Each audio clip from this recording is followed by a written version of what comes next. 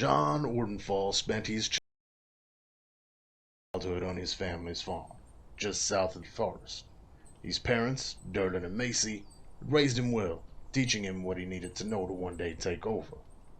Financially, they did quite well for themselves, carting their crops to nearby towns and cities for sale, although the frigid weather that often surrounded their home did not make it an easy life. As is the case with most youngins living the farm life, John eventually sought to see what else the world had to offer, and so he left in search of what opportunities the neighboring city had for him. It wasn't long before he realized the city life was not his to live. The boy who left, though, had become a man, and the man had met a woman, a blacksmith's daughter by the name of Cerithia. They fell for each other quick, and before they knew it, their love blossomed into a marriage and a son. The son they named Derlin, after John's father. John eventually returned home to his parents' farm with his family, where they made a life for themselves, a new life for his wife and son, but one all too familiar to John. They were happy. That is, until the day vile creatures from beyond the veil made their way into their home. After being driven from his homeland by the insatiable undead that now plague it, John seeks out those brave enough to aid him in cleansing his land of the foul fate that befell him and his family, and exacting the vengeance he so eagerly thirsts for. As a child, Celeste Highcrest would never have dreamed of leaving the sheltered life of luxury she had become accustomed to. Born to two noble parents in a land far beyond the Vale, Celeste's childhood had been fraught with expectation. Her father, High Archivist Saran Highcrest, had set high standards for his two children, and the elder of those two elves, Celeste's sister Cressida, had surpassed all of them. Cressida had found her talents at an early age, her nose buried in books, and magic coming to her as easy as breathing. Celeste, however, had struggled in the shadow of her sister's success for as long as she could remember, never quite meeting the expectations of her father, and always the object of his disappointed glances. When the two elves came of age, they sat the entrance exam to join their father at the sanctum, to become mentored under his tutelage and scribe ancient texts in the archives. Cressida, to no one's surprise, had passed the exam with overwhelming success. Celeste, on the other hand, held true to her long-standing tradition of always being second best. It was rare that one should ever choose to leave their homeland, but never being able to escape the constant overshadowing from her sister, Celeste had decided it was finally time to break free of this tradition. For here, she would always be Cressida's sister, never her own person. But if she were to leave, perhaps she could finally forge her own path. She found her way to the dimension door, stepping through for the first time and finding herself in a land strangely familiar, yet unlike anything she had ever experienced. She boarded the first ship she came across, bound for the kingdom of Quell, and spent years travelling these oceans between continents, desperate to find something worthy enough to bring home as tribute to her family. Until one day, the news found her. The door that she had stepped through to enter this plane had vanished, along with every other door that could lead her home. Now stuck, seemingly an entire universe between her and her homeland, Celeste is searching for answers, and some miracle that could lead her home again.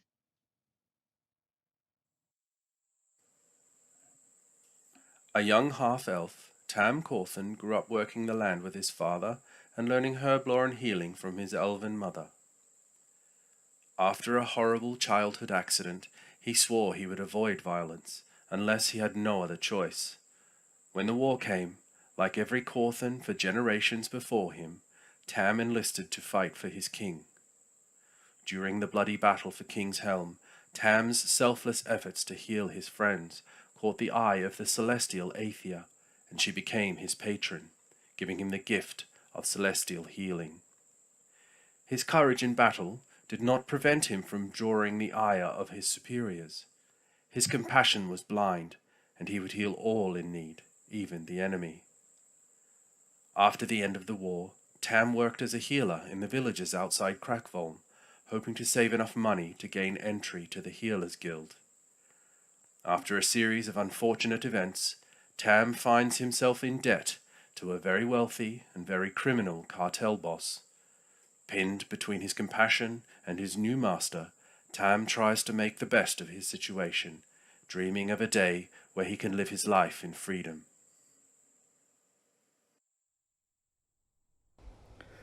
Ingwe grew up in an exclusive, reclusive community of druids. His elders, ancient and wise, one of the greatest, his mother, was a great storyteller, and he grew up sharing their stories. While the community has very strict rules and customs and routines, each member is encouraged once in a lifetime to travel out into the world and experience the trials and tribulations, bring back their challenges to share and to tell the story of the world.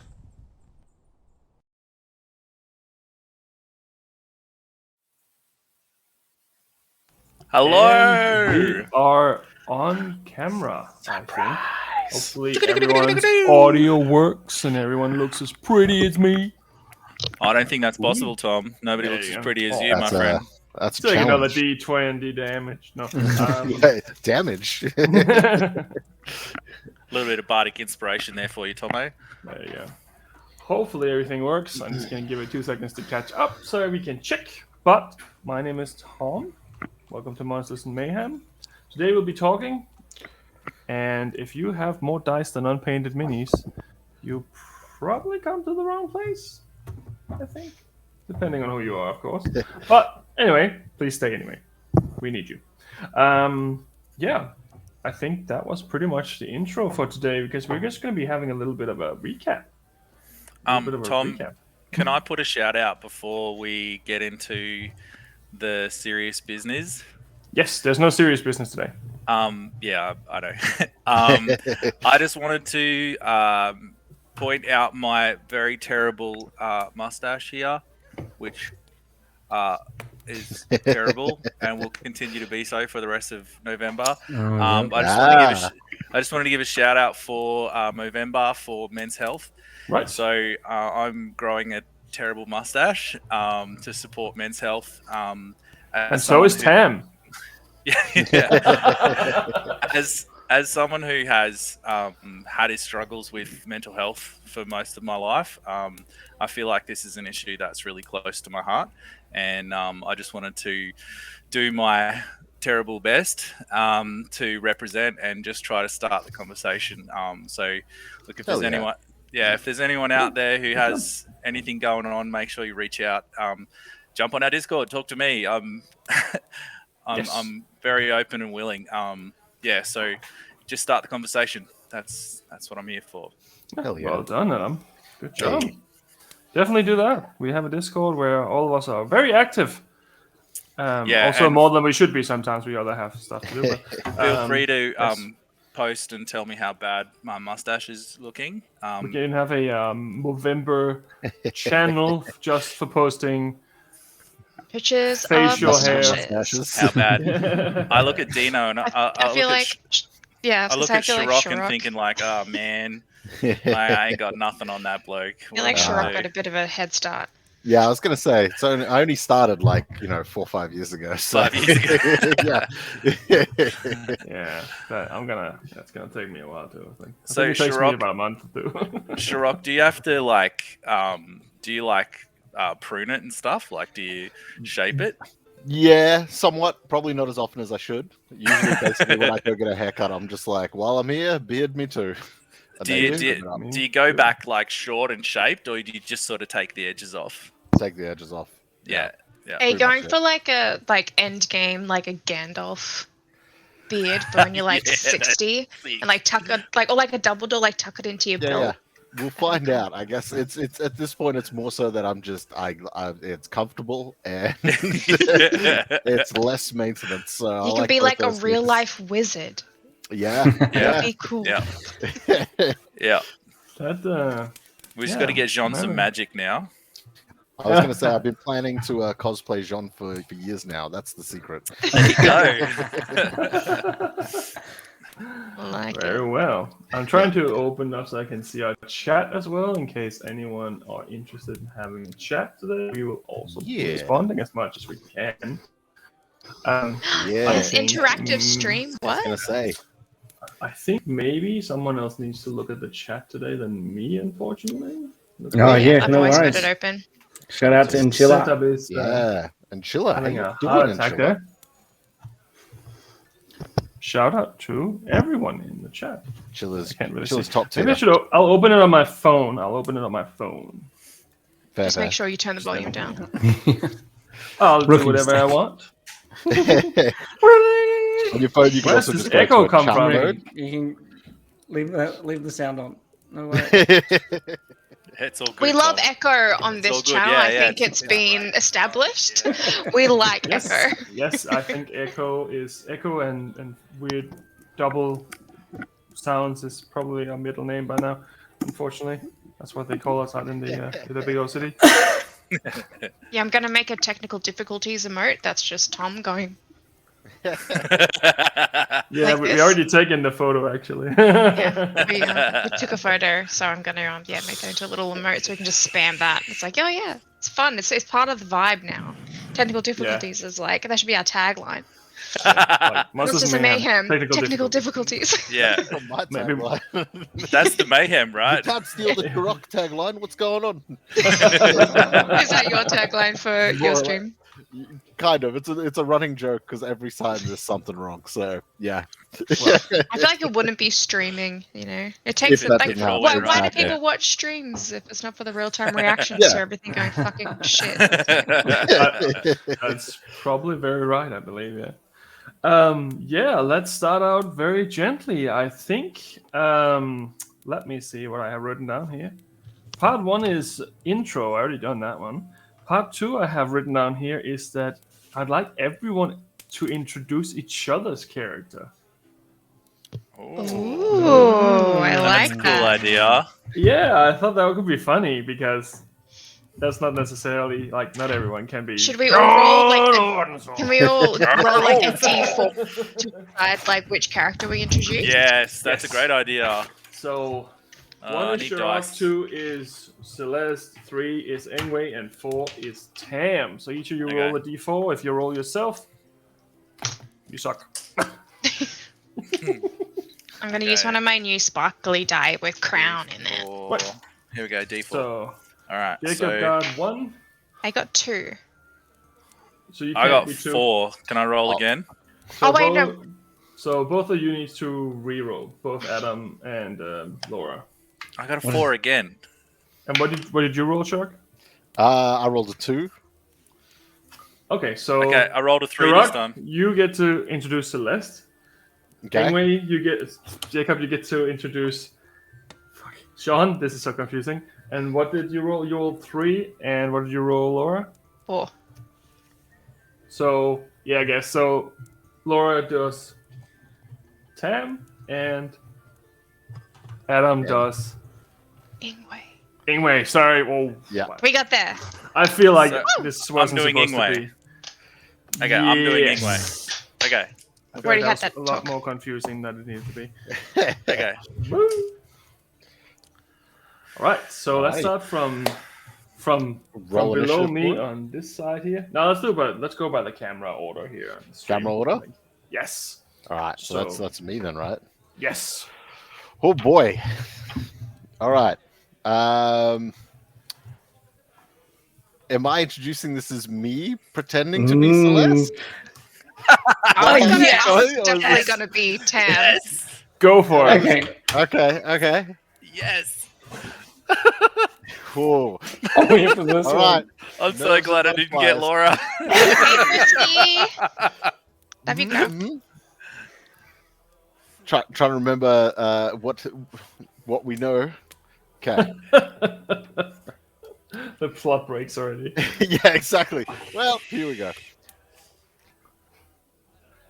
Well, hello there. Well, hello there. Well, hello there.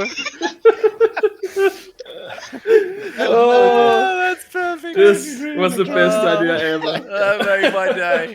Oh man. I'm Celeste Highcrest, an elven bard who has found their way into a group of misfits and oddballs, journeying across the countryside till we have eventually come to the city of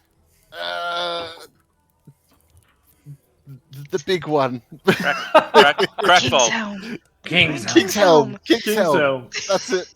Kingshelm. Oh, this is Yes. Got the magic skills. Yeah. That's the best you're gonna get from me. Can we please replace the intro at the beginning with that one? Yes. Can we Yes. stop it? We can keep it for if we ever do an April Fool's one. Or is mind great. meld episode. I'm changing my one shot. I cast a spell and you all play different characters. You have to play. Yeah, we all the just other character. like body swap. Oh, that's a funny. weird That made me fifth cry. edition spell. Well, I did my best. It was a pleasure. Thank you all. 10 episodes in, and that's where I'm done. I'll see you all somewhere. He's out. He's out. Well done. Well done, Chirac. All right, so we have Laura pretending to be Tam. Hello everyone. My name is Tam Cawthon. I am a little bit of a playboy. I do like to make the rounds through the local inns. I sold my soul to a corporate conglomerate, and I have a dragon who really pisses me off, but he also does save my life quite a few times. I act as the party's healer, and a little bit high and mighty about it, although I do have secrets that I don't like to tell other people, much to the dismay of other people in the party. I talk like this, and my mother is a healer, my father is a farmer, and my brother is a polygamist. I feel like this was an AA meeting. Well done. Well done. Oh boy. Oh fucking hell. Oh, that's so good. That's so good. Well done, Laura. Well That was done. brilliant. Well done. So, according to the list here, I think the next one then is Jacob pretending to be Sean. Oh, Sean. John Ordenfall. I'm ready. I'm ready. My name is John Owenfoil. I love it. I had some deep problems with my family. Found myself amongst this bunch of magical people. I'm not quite sure yet if I'm ready to trust them to help me. At the moment, I think we need some money, and every time we seem to be getting on track, we get ourselves into some trouble. I'm very confused all the time. Where's the lie? Yeah, I was gonna say. You're not allowed to play a recording. Come on, what are you doing? That's cheating. That's cheating. Well, it's tough too because like we don't actually know that much about John. Nice. So like I know a few things that I don't know if we've got on the stream just because I've worked them out. Barely So anything. it's like it's quite hard to like. Oh, I suppose it's in the intro, isn't it? There's some things details in the this intro. There's yeah, some details yeah. in the intro there. Yeah. Look, Yeah. all we know is he's a confused, claims to be not as old as he is old man. With a bad back. Yeah, exactly. It's like the Every main single plot point at the time. moment. Every The main single time. characteristic of Jean right now is like bad back. Yep. Every time he lifts something, he just hurts himself. Sounds like me. Well done. Those clicky Well clacky done. joints. So we have one left then. Adam. Okay. I think that's you. Okay. Who is Ingwe, really?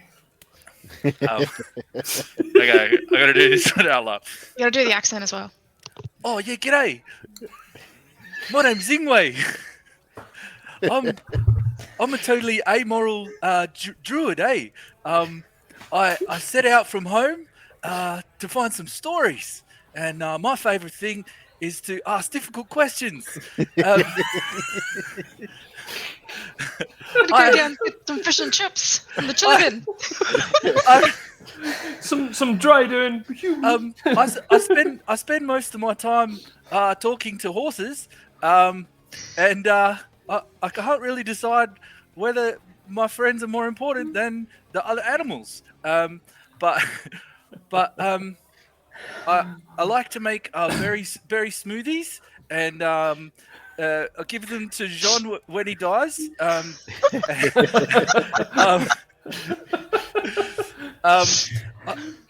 can do lots of magic, but I tend to just turn into animals and fuck shit up. And I can also make Jean very big.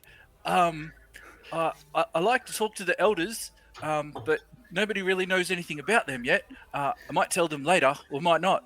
I'm very good at hiding. I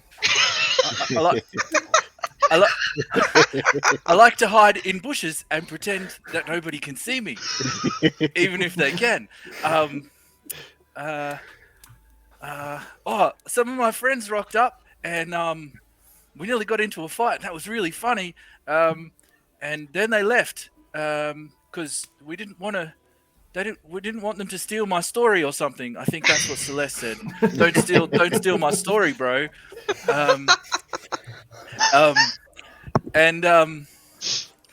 Yeah, I think that's it. Just difficult questions and very confused ethics. That's me.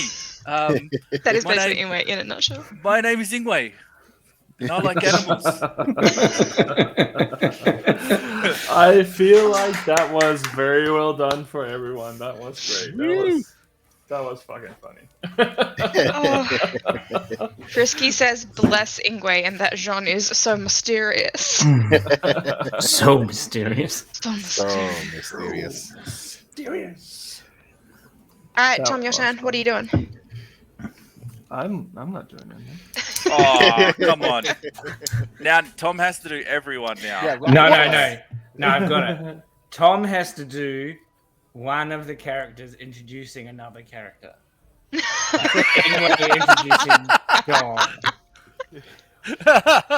So I have to be one of the characters introducing another character. Yeah. Like John, Don describing who Ingwe is, or Celeste describing who Tam is. You have to be.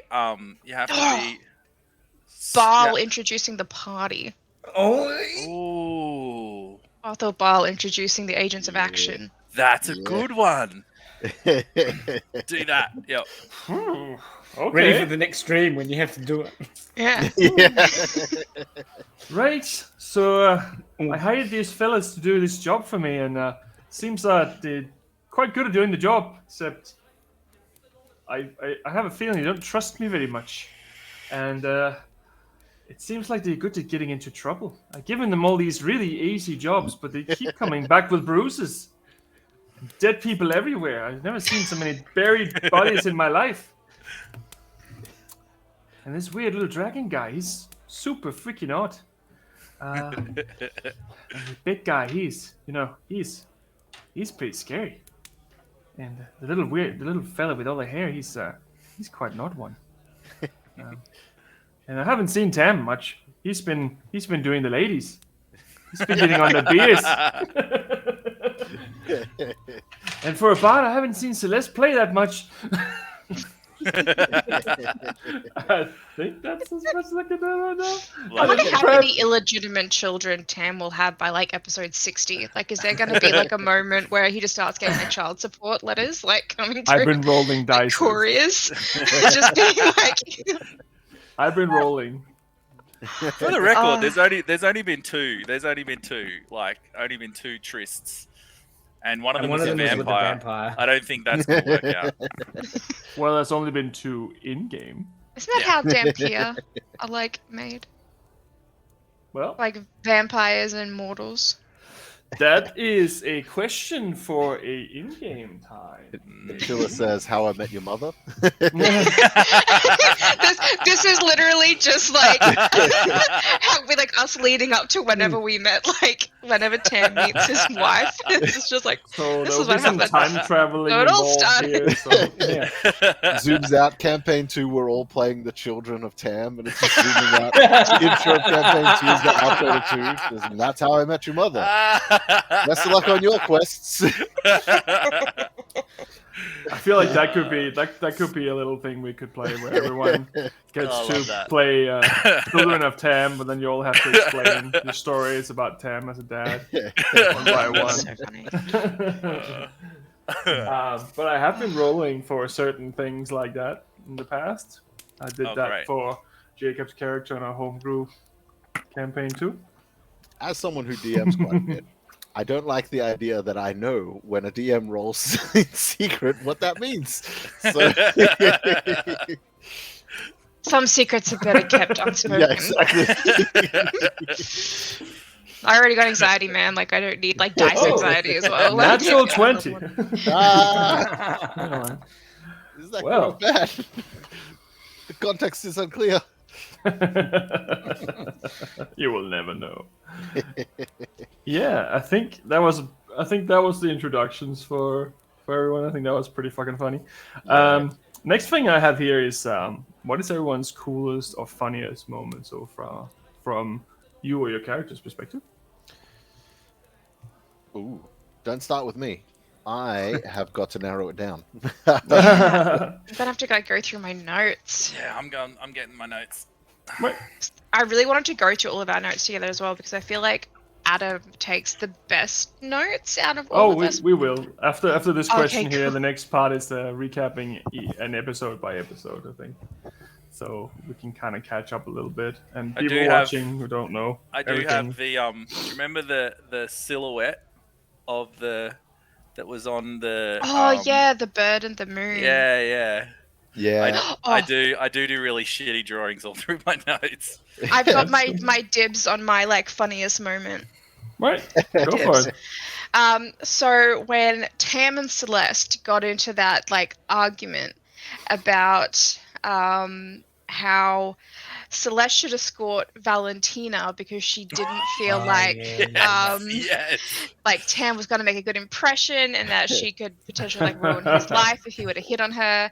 And then Jean was there, and then Jean was like, "Yeah, okay, cool." And then he just goes, "And I will be taking Valentina." Just like, I'll be taking Valentina. And then, How the turns have flipped tables. the table. Yeah, that was a very surprising and very funny moment. Yeah, that got me. That got me good. Yeah, and then you found out later that maybe it actually was a good thing. Yeah. But you don't know about Perhaps. anything else I yet. want to know what that meant. Yeah, well, next week. man, if Maybe. this was happening one episode later, do I have things I could say? Next recap. Yeah. Yep, 10 more weeks and we'll be back. Exactly. Yeah. Well, 11 Oh. technically. I think for me, my favorite moment is when I can't really talk about much because it That was doesn't so help quick, us. so subtle. Exactly, which is why I'm gonna mention it offhand, but then move on to another moment afterwards. I'm just thinking of another one, but for me, it's sort of like a combination of a few different moments throughout it. But the one in particular that stood out was the instance where Jean was sort of making his way around and beheading all the undead.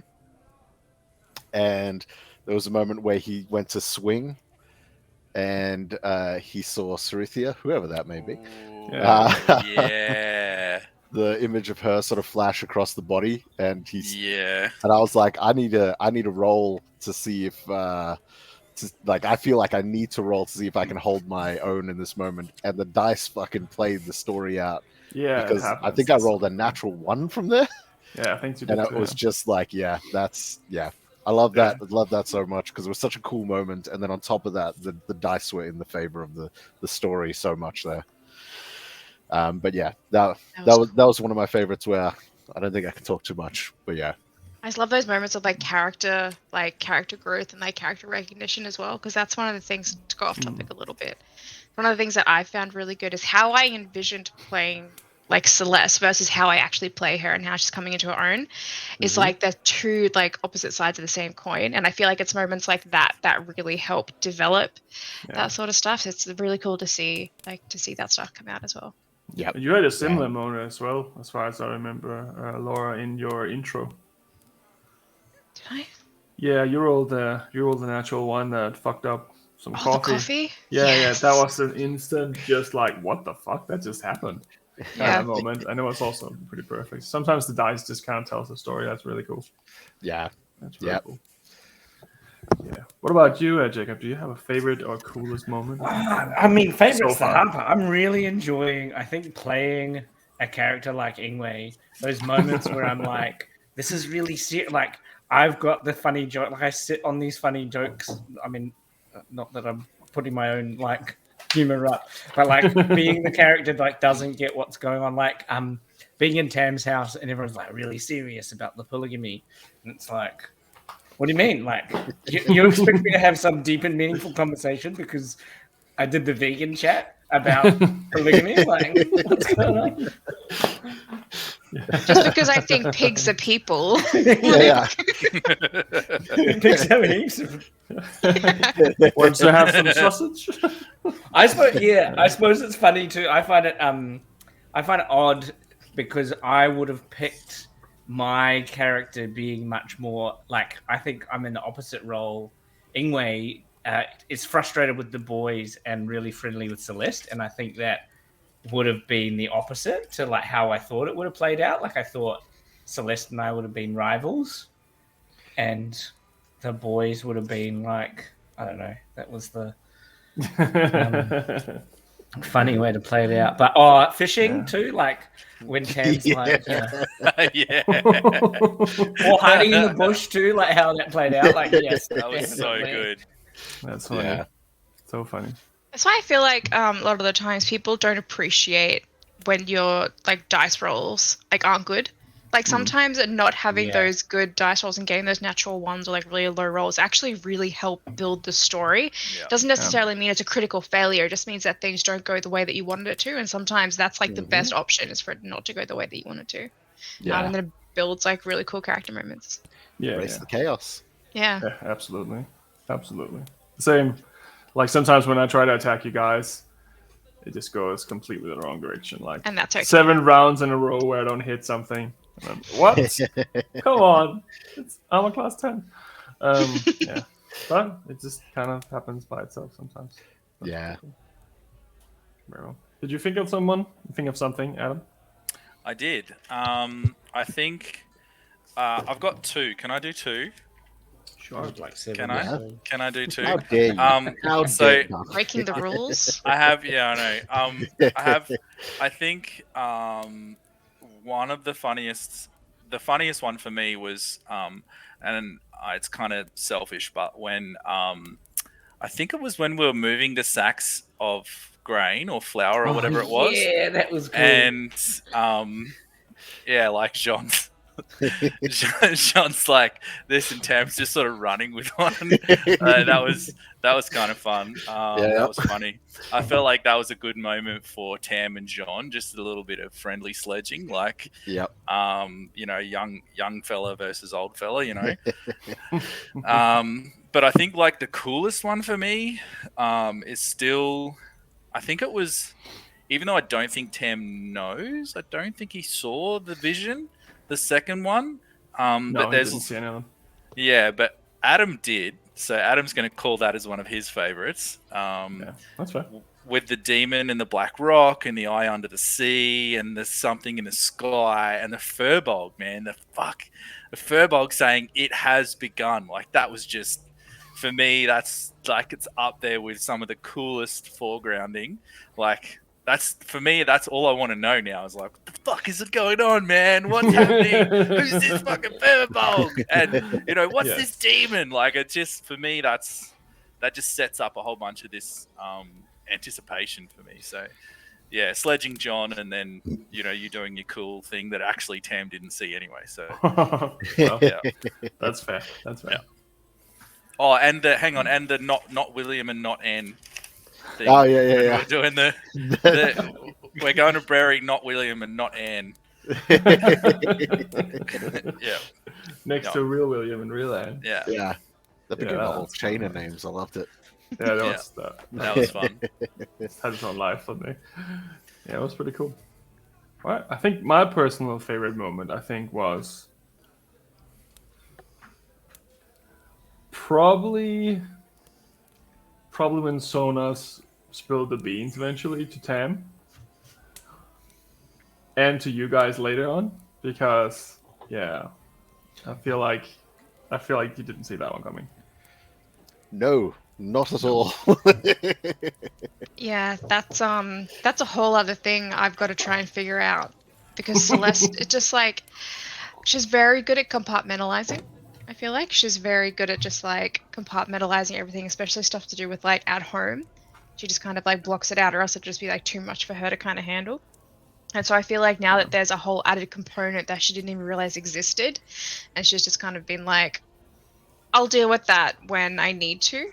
And so she's just kind of like thrown up a wall for the time being, but does not help with her feelings towards Tam after he got back, doing his like thing when he couldn't tell, and now she's like, okay, cool. So what the fuck else are you hiding? Like, it's One interesting. day, one day when you get to watch that episode with Tam, once that the cat's out of the bag with everything that happened there, I think you're gonna fucking lose it when you watch it. I think it's gonna be really, really funny. Because the audience may not be familiar, but or aware, but three of us here have not seen the Tam one shot yet because there's still secrets to be held. So we're completely in the dark.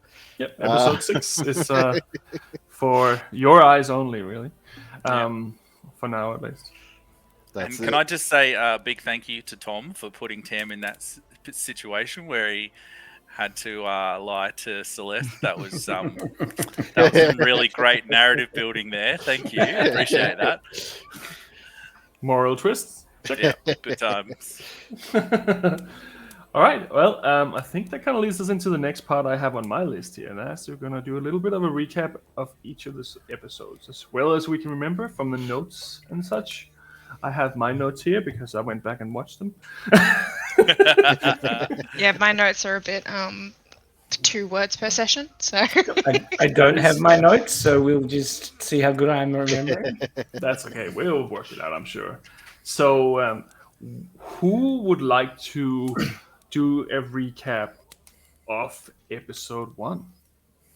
Humble beginnings. We have a volunteer. You can. Once he has given his version, you can add on to it if you have more, of course. So, I'm just trying to discern which parts of mine are from our beginning one. I'm pretty sure I'll start and from Tom. you met Ingwe. Yeah. So I met Ingwe in the first session, right? Not in our private one. It was in the first one. Okay, session 1, the Clearwater Inn. Ingwe, the Furbolg Druid, was injured. I get Jean doesn't want to drink yet. We meet a guy called Bathel Bowel, and I've spelt it Bowel. Bowel. Bowel. Yep. So right, you little shit. we go to Broken Bridge. There's a gentleman called William who has hurt himself. We need to do delivery of grain. The village is built with parts of a bridge that never happened. North to the mill, back to the inn. Order number 123 to Jeremiah's farm. Baal is watching us leave, and the barmaid is perving on Tam. We make our way to the mill. We meet Carl Thinian. He says to say hi to William. There's 5 men in the area. 2 bags have a symbol of a half moon with a bird. It's a silhouette. The bag is a little heavier, maybe 10 kg heavier. So there are actually 12 bags. Do you remember the bags? I remember. So there's 20 kilos of gold. Then we go to the house, and I'm just trying to hang on. I don't have the fight here, so I can remember the fight though. So we rock into the house, and I think it's Celeste goes in first, and like because we're like something sus, like go in and have a look and just check it out, and I think it was because Celeste was not going to unload the grain, so she was like, "I'll go inside and help the woman in the kitchen." She's a feminist. Believable. And then so I'm trying to remember. Can anyone remember how the fight went? I think what was said that triggered them. I think it was something about a map. Was it? About the What think was it it was- that because triggered- you guys picked up, and I didn't pick up on this until I saw your faces, and it was laggy. So I remember this as as a funny moment too, because Tom said the left foot, not the right foot, or something like that, and you guys all went. And I was Yeah, like, that's right. That. So Yeah, I it was think two that was lies in there. after though, because I think the initial thing that triggered it, or maybe I'm wrong, but I think the fight itself triggered when we were talking or something, and it's just like, so your horse out there, yeah, name Luna. What's its actual name? Yeah. And it was just like, oh, There you can was- speak to animals, and it's like, Yeah. yeah, why? And it's like, I don't like. I guess we're gonna have information to being do found out this. about me, and just a dagger thrown at Sean. I was just like, what the That's fuck do you right. mean? What? Yeah. And then- there was so- 3 lies in there. Yeah. We have the fight, and then like the ball becomes a part of the whole narrative. Like it starts affecting all of Keystone. us. Yeah, the keystone starts becoming a thing, and then the room starts throbbing and thrumming, and then I think like, do we get pulled towards it before it explodes? Yes. I think that's what happens. Yeah, we all get sort of drawn towards it. I think, is it John or who blocks the doorway? Is it John or Ingwe? Ingwe. So Ingwe blocks the doorway, so they can't get out. And then I think, do we kill them first, and then the ball explodes, and then the keystone explodes? Ingwe dies. Yeah. Ingwe got killed by Anne, and then the thing explodes. Yeah, and then so we kill them, and then so Ingwe goes down. Then we kill them. Then the keystone explodes, and these guys have fucking crazy vision, You which didn't. I succeeded on my wisdom save, and I continue to succeed on my wisdom saves. Thank you. I will gladly, and I still get the fucking tattoo anyway. Anyway, keep going. So Jean's vision was a man holding an axe, a circular shape I've got. So there's carvings on so they go into a room, there's carvings on this pedestal, and then I've got Celeste is a man and a woman on one side and a little girl on the other. I think that was the vision. And then Ingwe notes going in and out.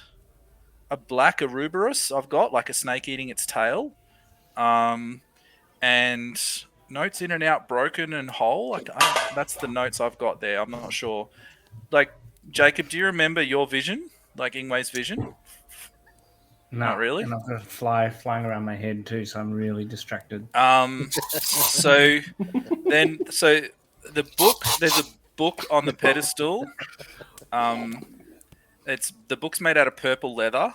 There's 4 eyes all watching, and then liquid shadows start pouring out of the book.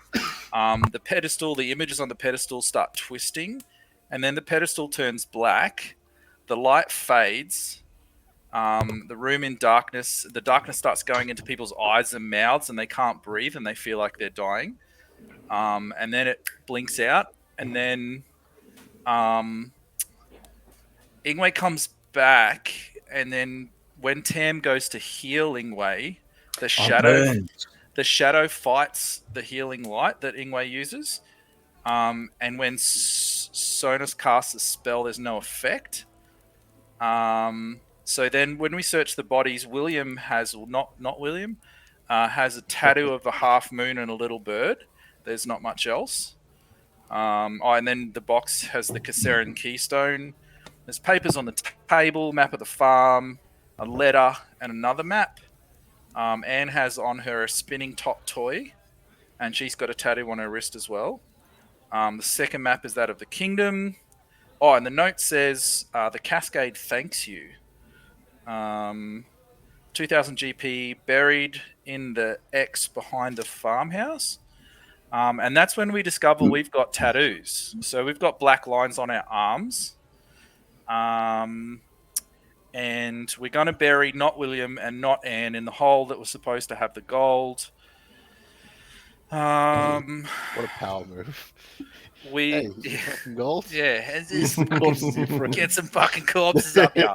And then I think I think Ingwe does some fucking druid magic and makes wheat grow out of it or some shit. Then we find out about the Cascade, the Thieves Guild. Bal tells us to stay away from them. At the very mention of them, he becomes nervous and he tells us to stay away from them. And then level up. Level up. That was pretty in depth, I think. Yeah. Yeah, that's my notes. That's how I do it. Good. Very good. Well done, Adam. Well done. I think I even have. Let me see. I have a image when you realize that you're getting attacked by what's his name? Well, I'm not. Willem. Oh yeah. You could. Yep. So let me just see if I can find. Because it was that definitely on the before. screen. Like you guys definitely figured it out before he attacked us. Because that's a then you were wonderful being picture dicks there. about it. You were like, Yeah, there were. he's lying to us.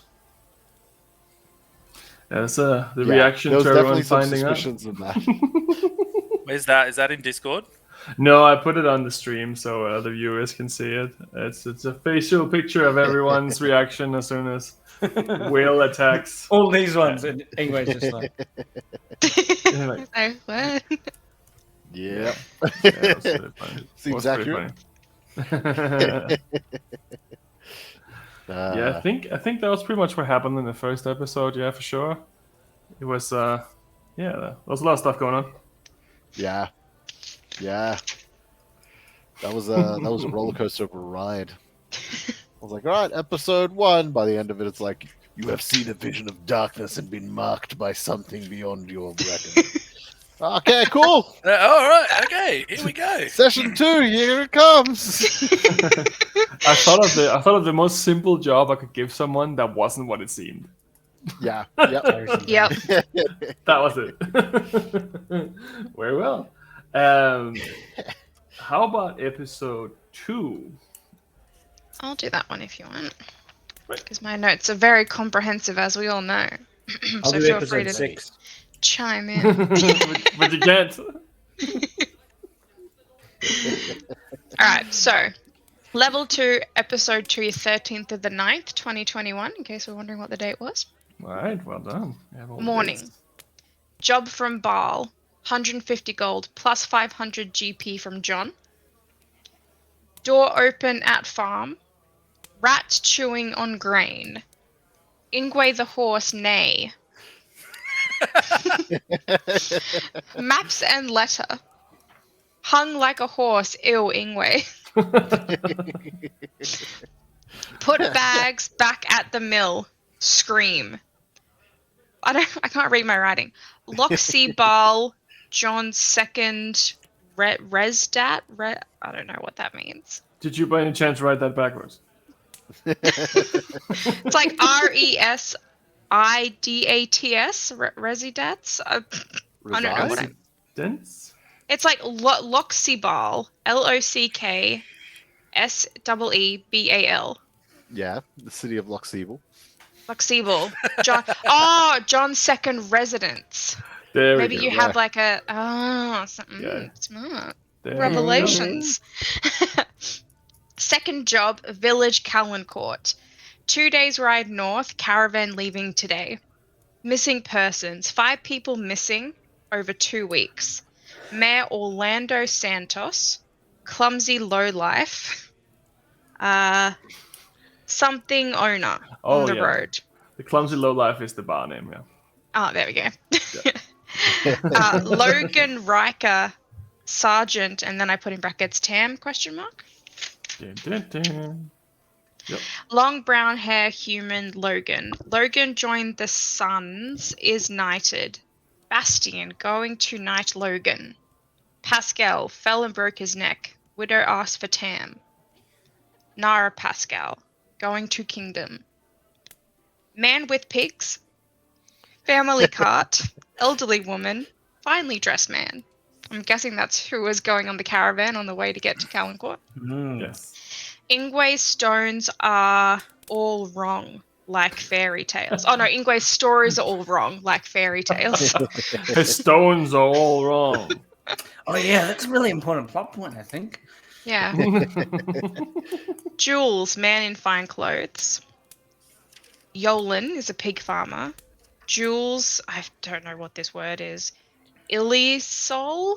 I don't know what that word is. Dina, Mina, and Jarl. I don't know what that means. Altar of St. Manon, destroy. Question mark, exclamation mark. Question mark, exclamation mark, sad face. Jean has a modified woodcutter's axe. Arrive at Calencourt, 20 missing people's posters. Orlando Mayor, mustache bald. I write down the important things. As Yeah.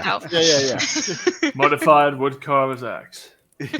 That's what I've got. I've got mustache bald, but I've also got well dressed. Oh, see, I was like, no, just the face. People missing at night, every night for 2 weeks. Drag marks at the scene leading into woods, and ghost woman dressed in white pointing at us, Misty Step. And that's what I've got. That's my notes for session 2. Yeah. Very comprehensive and makes sense and very narratively important. Right. Yeah. The one note, one thing I had a little different is the way I wrote horsing way was horseway. So anytime Ingwe became company, a horseway. There was like one part in that episode where Jacob was like, yeah, and Ingwe's hung like a horse. And I was like, ooh. The other thing I had here is Teenager also that can turn into a horse. Tam's weirdly dressed friend, Sergeant. Yeah. Apparently that's how I've taken that Sergeant Logan. note. Yep. Not just why you think he was weirdly dressed though. He was in uniform. I know. Probably I why don't it was know. weird. I think it was just more so that's what John was thinking. It's like, yeah, this is a weirdly dressed guy. What's up with that? Very fair. Yeah. Because he was in uniform. Yeah, so I think the last part of that episode was that you realized all the zombies were coming out of the woodworks. Yeah. Yeah, I think that was the last part of it there. And like somehow Celeste had Misty stepped right up into the action. Right into the grill because they were right talking that into girl. the Yep. Very well. So that was technically episode 2. And episode 2 was Agents of Action. And episode 3 is Unwelcome Welcoming. Happy to take episode 3 if you want. Right. Purely because I just read the first 2 lines of my thing and I'm like, yep, this is gonna go. So session 3, my first notes begin with into combat we go. Second note, Dryder joins the fights and starts hucking motherfuckers at us. That's right. That's right. It chucked one of the guys at you. I was like, yes. this needs loading. That's good. It's so true. yeah. Very Then I true. put that when the Dryder dropped, the zombies followed. So as combat was going, it seemed there was some attachment there. Then I put Jean sees the face of her on the face of the barmaid as he goes to behead her and misses his swing. Then I've got the note that the lady in white helped, ? And then I put her name Anya. Then I put a note regarding the priest so that I could remember Arena. the priest of Saint Manon, being the woman in purple robes. Then Jean healed by Tam, brackets mini freakout.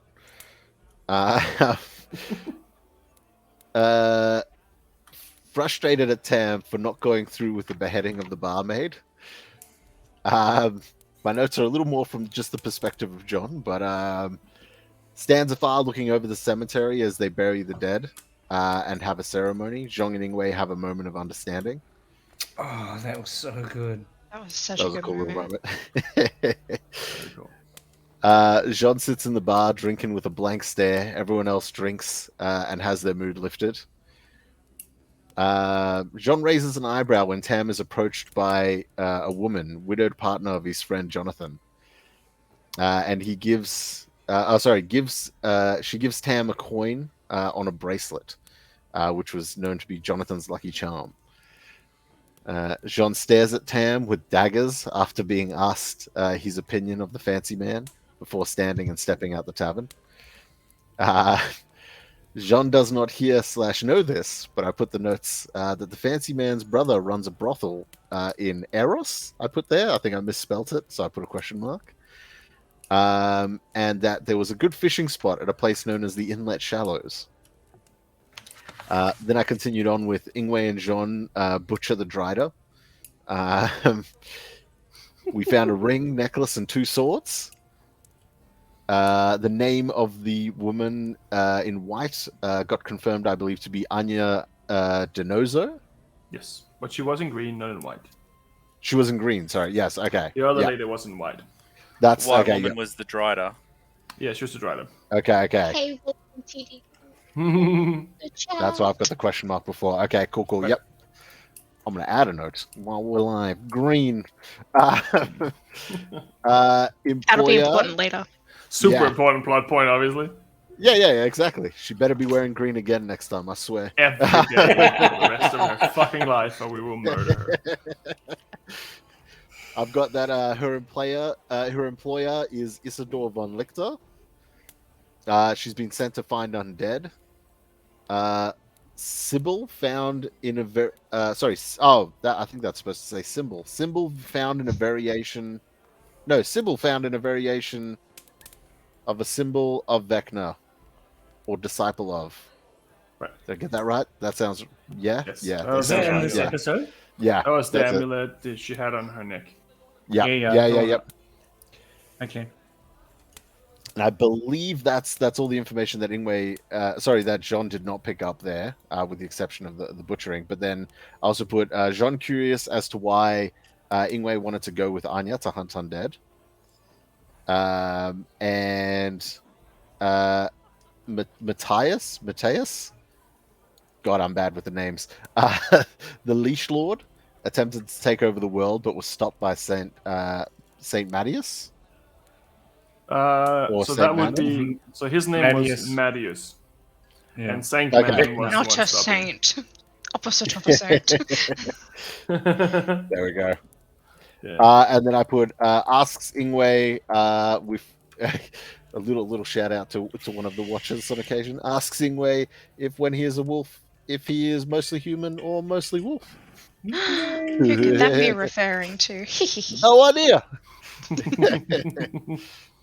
But yeah, that's yeah.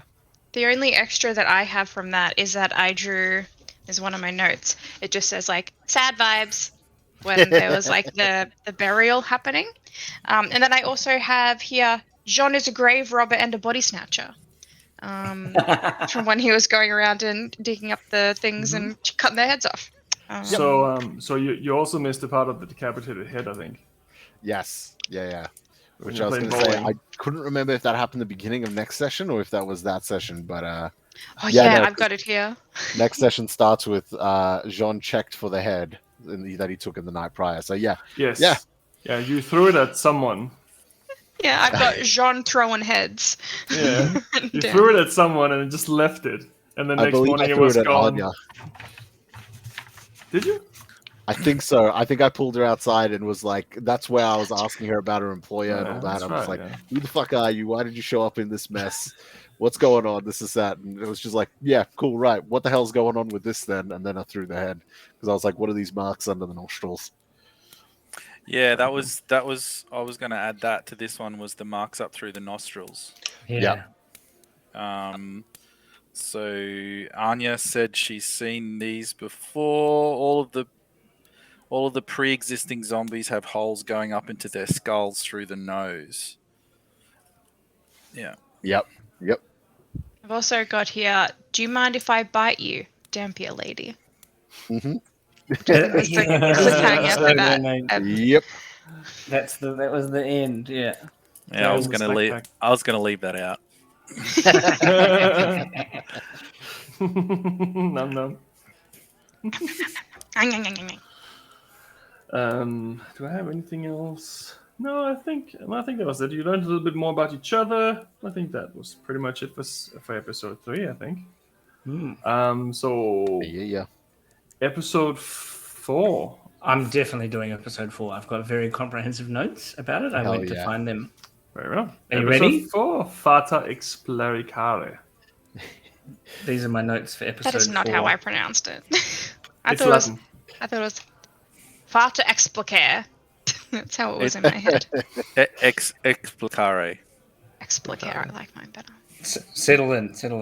I'm ready. My notes are Team Good Force, Broken Bridge, 150-30 gold. Stone, Bastion, Gradwart, Cursed City, 2 weeks travel. Done. That was a very short episode. That is the most genuine note taking I have ever seen in my life. I actually have more notes on most of the episodes, but just that episode is like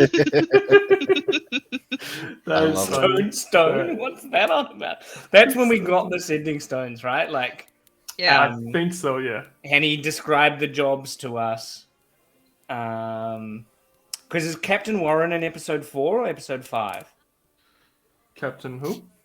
Captain Warren? That's not until the next one. That's the guy you talked that's to. definitely the next one. I'm just checking that I didn't just. No, that's the not next one. mark That's in episode the 4. Yeah, Snakes and episode Ladders. 5. Yeah. Cool. The guy at the mill. Yeah, because this is the episode, right, where You do a lot of We talking.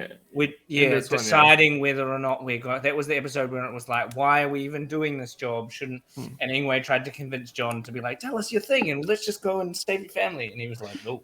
Yes. Yep. There was 2 parts to it. There was also the other part where Tam had gotten a job from his patron that he didn't quite know how to deal with. Oh, yeah. Do we burn that's- down the thing or not? Do you fuck up the church? Do you leave it like it is? That was a big part of that episode because you actually didn't do a whole bunch. You just talked a lot. Yep. In that specific episode, which is fine. Yeah. But that might be why there's not so many notes. That's why there's not lots of notes. I have an interesting note actually at the end of that one. So I've got a couple more other notes, but I won't go through them. But I do have one note for the end of that episode, which is interesting because I've got here is Sonos Cressida. Yeah, that's correct because there's 2 things that happened at the end of that episode. One of them was that you did go on the road and you got passed by 5 black riders. Yeah. And Sonos got a little overcarried with the idea of keeping an eye on Celeste. And Tam figured that out a little bit, or he at least shared it with Tam. And you also got to try the tent for the first time. Yeah, that's right. Yep. That's the only parts I have here you haven't mentioned. But Next, I think they mentioned something about he said something like I know our dad really wants her back or something. I know her then- family really misses her. Yeah, and so I was like, is Sonos Cressida? So interesting. I guess we figured that one out later. Oh, shit. The answer, no. No, but yes, but no. Yeah. Episode 6, redacted things happened. So episode 7. Wait, we missed That episode was 5 episode now. 5. We missed episode 5 now. Just kidding. Can I do Episode actual 5. episode 5? Because I didn't have notes for episode Yeah. 4. Yeah, sure. Snakes and Ladders, episode 5. Did you see this one already, Tam? Jacob? Adam? You haven't seen the episode. But you got explained what happened, so you can see the episode if you wanted to. Yeah, I know what happened. Yeah. Right. Cool. Go for it, Jacob.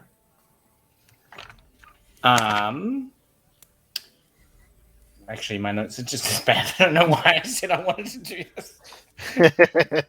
You get 1 point for Oh yeah, so signing up. writing. I've got writing 23. That's on my little thing. I've got some notes about tracking my web because I was a spider for the episode.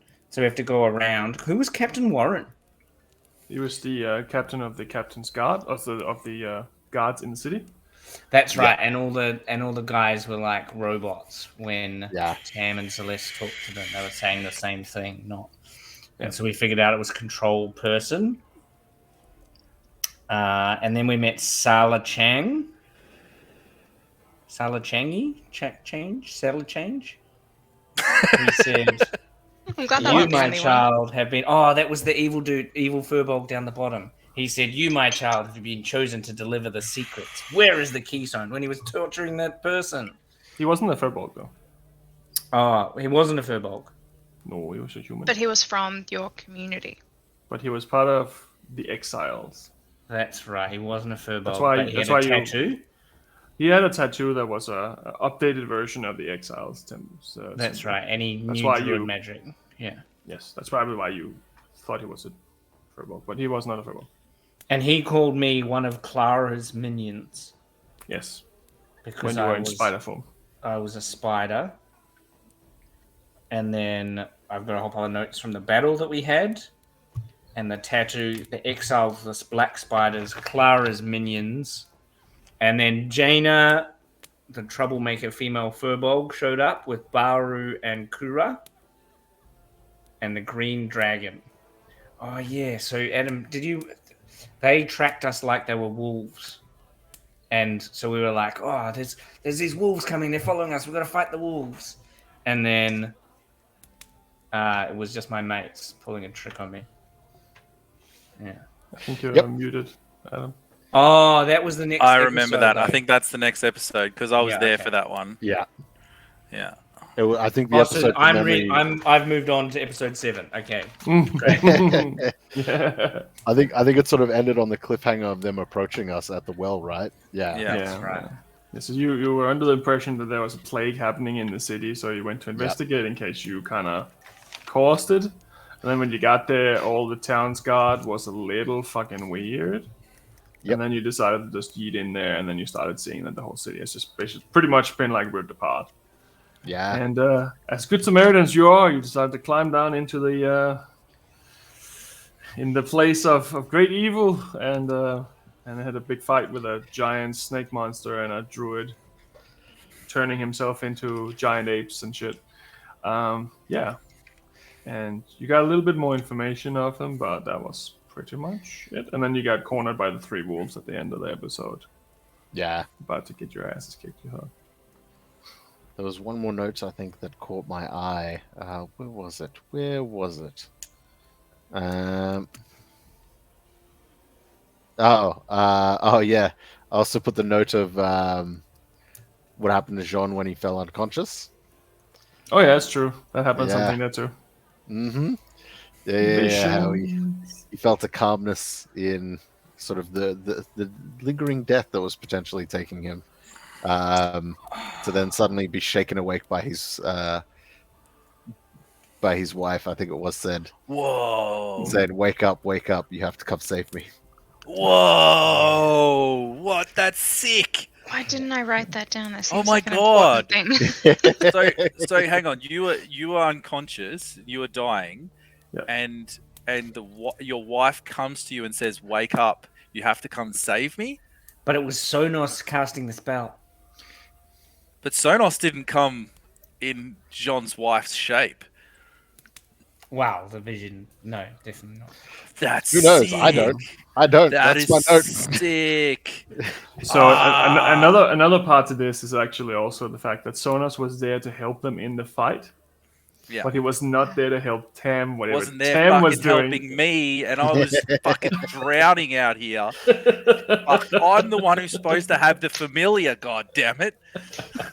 You need That's to funny. contact corporate to get a refund. Yeah. And see if you can swap it out for a newer model. He doesn't have the receipt. I think that This is yours not might the be product you faulty. bought. This is a different product. Tom, I think we should do episode 6.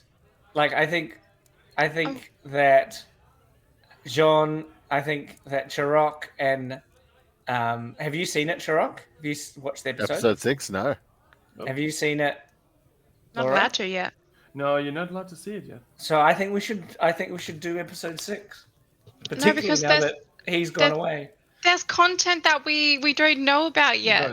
Exactly. Like, I think we should just make it. I think we should just like not seriously, not like we actually know what's going on. But I think we should describe episode 6. I have to go to in 5 minutes and be back. Right. I think I will just redo your camera. Where did you go, Adam? I don't know. My sound just stopped working for no good reason. Huh. Love that. Love that. Isn't for it you. good? That's what happens when you complain about your familiar, you know. So I have a very interesting point actually. So when I go to work, because we sell certain things that are also called Sonos. When you log onto your Wi-Fi, there's always a Sonos there, always watching you. Good old Sonos. Yeah, that one's Sonos sound yeah. system. So I put another little lovely picture up here from episode 5 when the snake monster comes out of the water, and everyone looks so happy. Especially Yeah. Celeste, she's really good at hiding her fear in the specific moment. I do not have a poker face. I don't know if anyone can tell. That is fair. Do I have any more notes from episode 5 myself?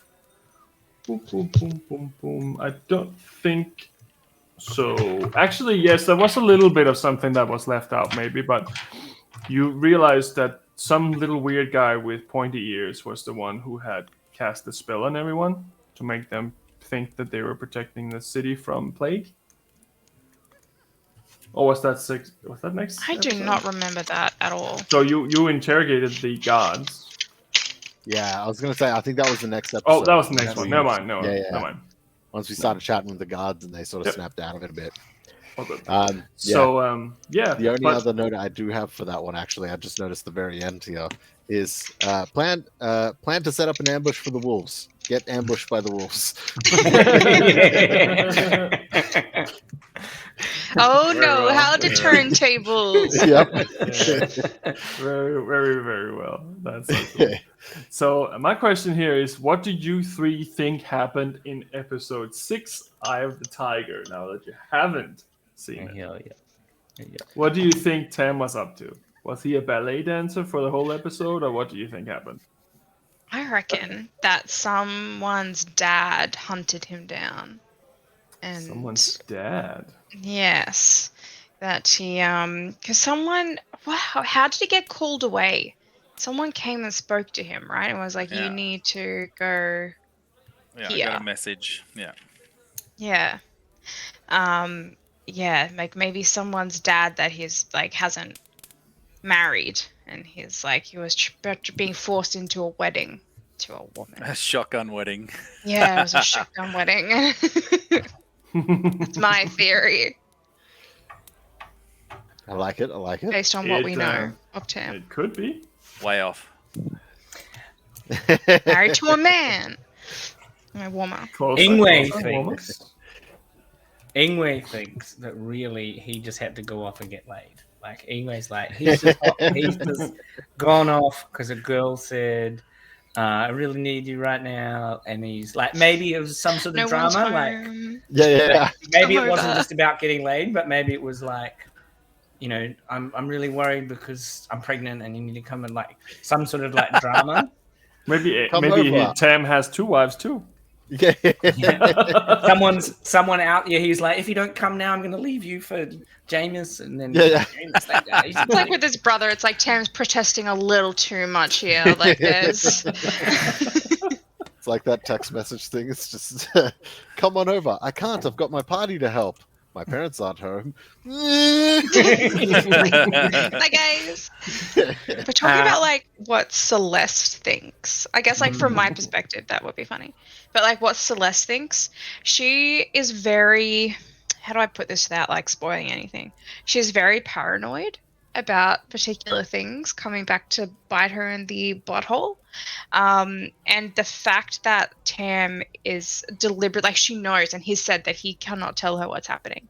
So she is of like the paranoid mindset that he's like conspiring against her and that he's like on the inside for something and that she is like, that's why she is like so mad at him for like not telling her. Oh, I love that. I love that. So just like as a bit of like a meta situation. This. Yeah, as like a little bit of a meta situation. That's why she's so mad at Tam and being like, why the fuck won't you tell me what's going on? And that's why she's so like hostile towards him now and like not telling him anything. And she's just like blocked him off because she is convinced that he's like working against her for whatever reasons. I love that. That's so good. You really feel it too. Like you do that so well that like halfway through the episode, I'm like, oh, Laura's really upset. Like, maybe I should send her a message after checking that she's okay. When we were talking about favorite moments before, I was like, oh, that one there. And the other one I was thinking of the time where I was like, we can talk more about this other one, was in fact like Celeste's outburst towards Tam for being like so upset about basically what had transpired, what the revealing of what had happened with Sonos and the fact that it was kept from her. That moment there, I was just like sitting there in awe, just like, oh shit.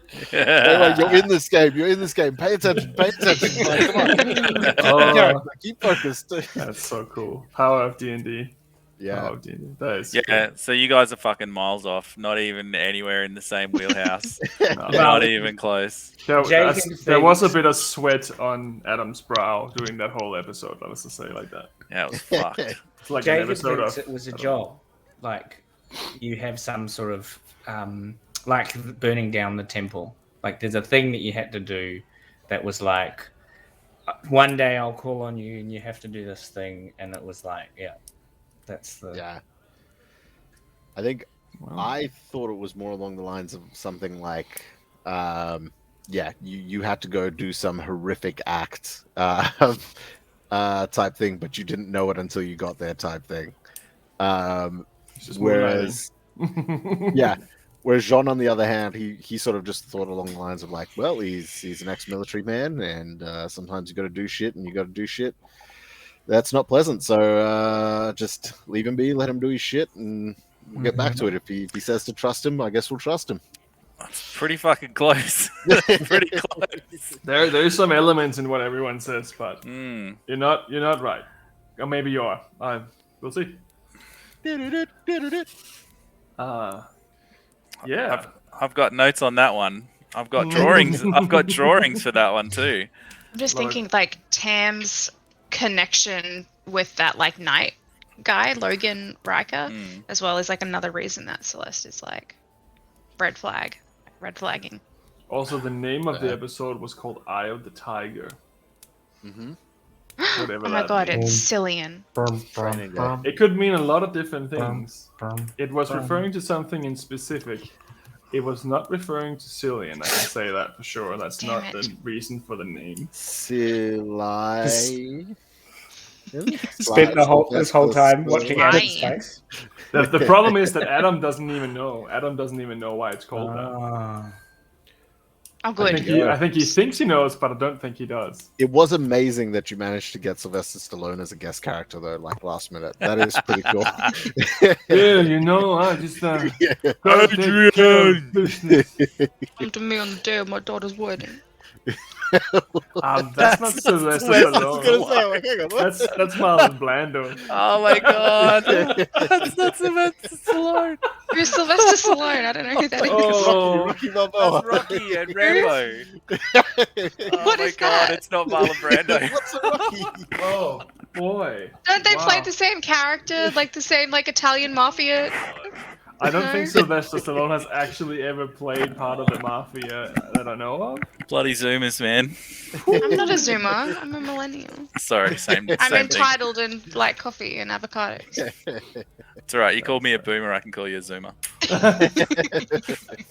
Zoomer. Very fair, very well. Fuck, that's gold. I think we should probably move on. Okay, let's go. That's embarrassing me. Don't make fun of people just because they don't know anything. Okay? Marlon Brando is the Godfather, just so you know. I feel. Yeah, that's what I was doing. The Godfather. Brando. Yeah. But I've that's Did a not good just job. never watched Did a that good movie job. before in my life. I just know it from memes and gifs. There's 3 of them. And there's something about a horse's head, like a horse. Yeah. Well, There's two that's a confronting scene. That one. And he pulls back the sheets of the bed. Oof. Anyway, sorry. Keep going. We're talking monsters fair. of mayhem. Yeah, not- divulsion. Yeah, that's right. Maybe it's The related. horse Maybe it's way, yeah. related. You Not did see a Coppola. dead horse as well. Yeah. You didn't Ah, even mention man. that, but you did see a dead horse. But that's the next episode, I think, because Yeah. the first thing I have here is that Tam returns to the party. So, episode 7, Collateral Damage. Mm. Mhm. At Alright. the very beginning, you figure out that the wolves aren't the wolves. That's where it started. Yeah. So will was that say- on the 11th of the 10th? I don't have dates. Who knows? Well, for me, the next lot of notes I have, I guess, so it would have to be episode 7. I've got Blackstone, creature with black something water with eye. Yeah. Feel, I can see it in the sky. Kingdom, red eyes, Furbolg. I've been waiting long enough. Mm-hmm. That's the whole vision Right. thing. Mm-hmm. It's a vision. Yep. A Alright. demon in a black rock, an eye under the sea, something in the sky is coming. A furbolg saying, "I've been waiting long enough. It has begun." Alright. Mm-hmm. Yes. So that was a vision, and then when we came out of the vision, there was that giant eye in the sky, right? Mm-hmm. Yes. Eventually, Yes. you realize that outside, yeah. Yeah. You were in the mill at the time when this happened. And then I've got 4 bottles of alcohol, a bottle of cleaning alcohol, and a bottle of soap from raiding the tavern. So obviously very important things I need to keep track of. Mm-hmm. Mm-hmm. Don't worry, I keep track of all that. Okay, cool. Then I've got escort mission, 200 gold to escort nobles to King's Helm, travel from Helga's Fret. Klaus, Valentina de Carameshi, Orem Fringefire, and Lauren Santos. And Valentina, don't forget. I said Valentina de Did you? Carameshi. Oh yeah. And then I've got 3rd era Carameshi, the oldest family. And that's all my Yep. notes for that Yep. session. Mm-hmm. Yep. We spent most of the time arguing about who was going to get the hot chick.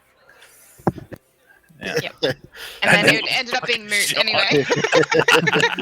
And the other So half good. being Anywho. angry at Tam for not being there. when he was there. Yeah. You guys are hating on me. That's right. only in character. Only in character. So you started out by talking to the wolves that then turned out to be furbolgs, and then And one of them was called Kura. Yeah. She was the runt. he was the smaller one, yeah. He. Yeah.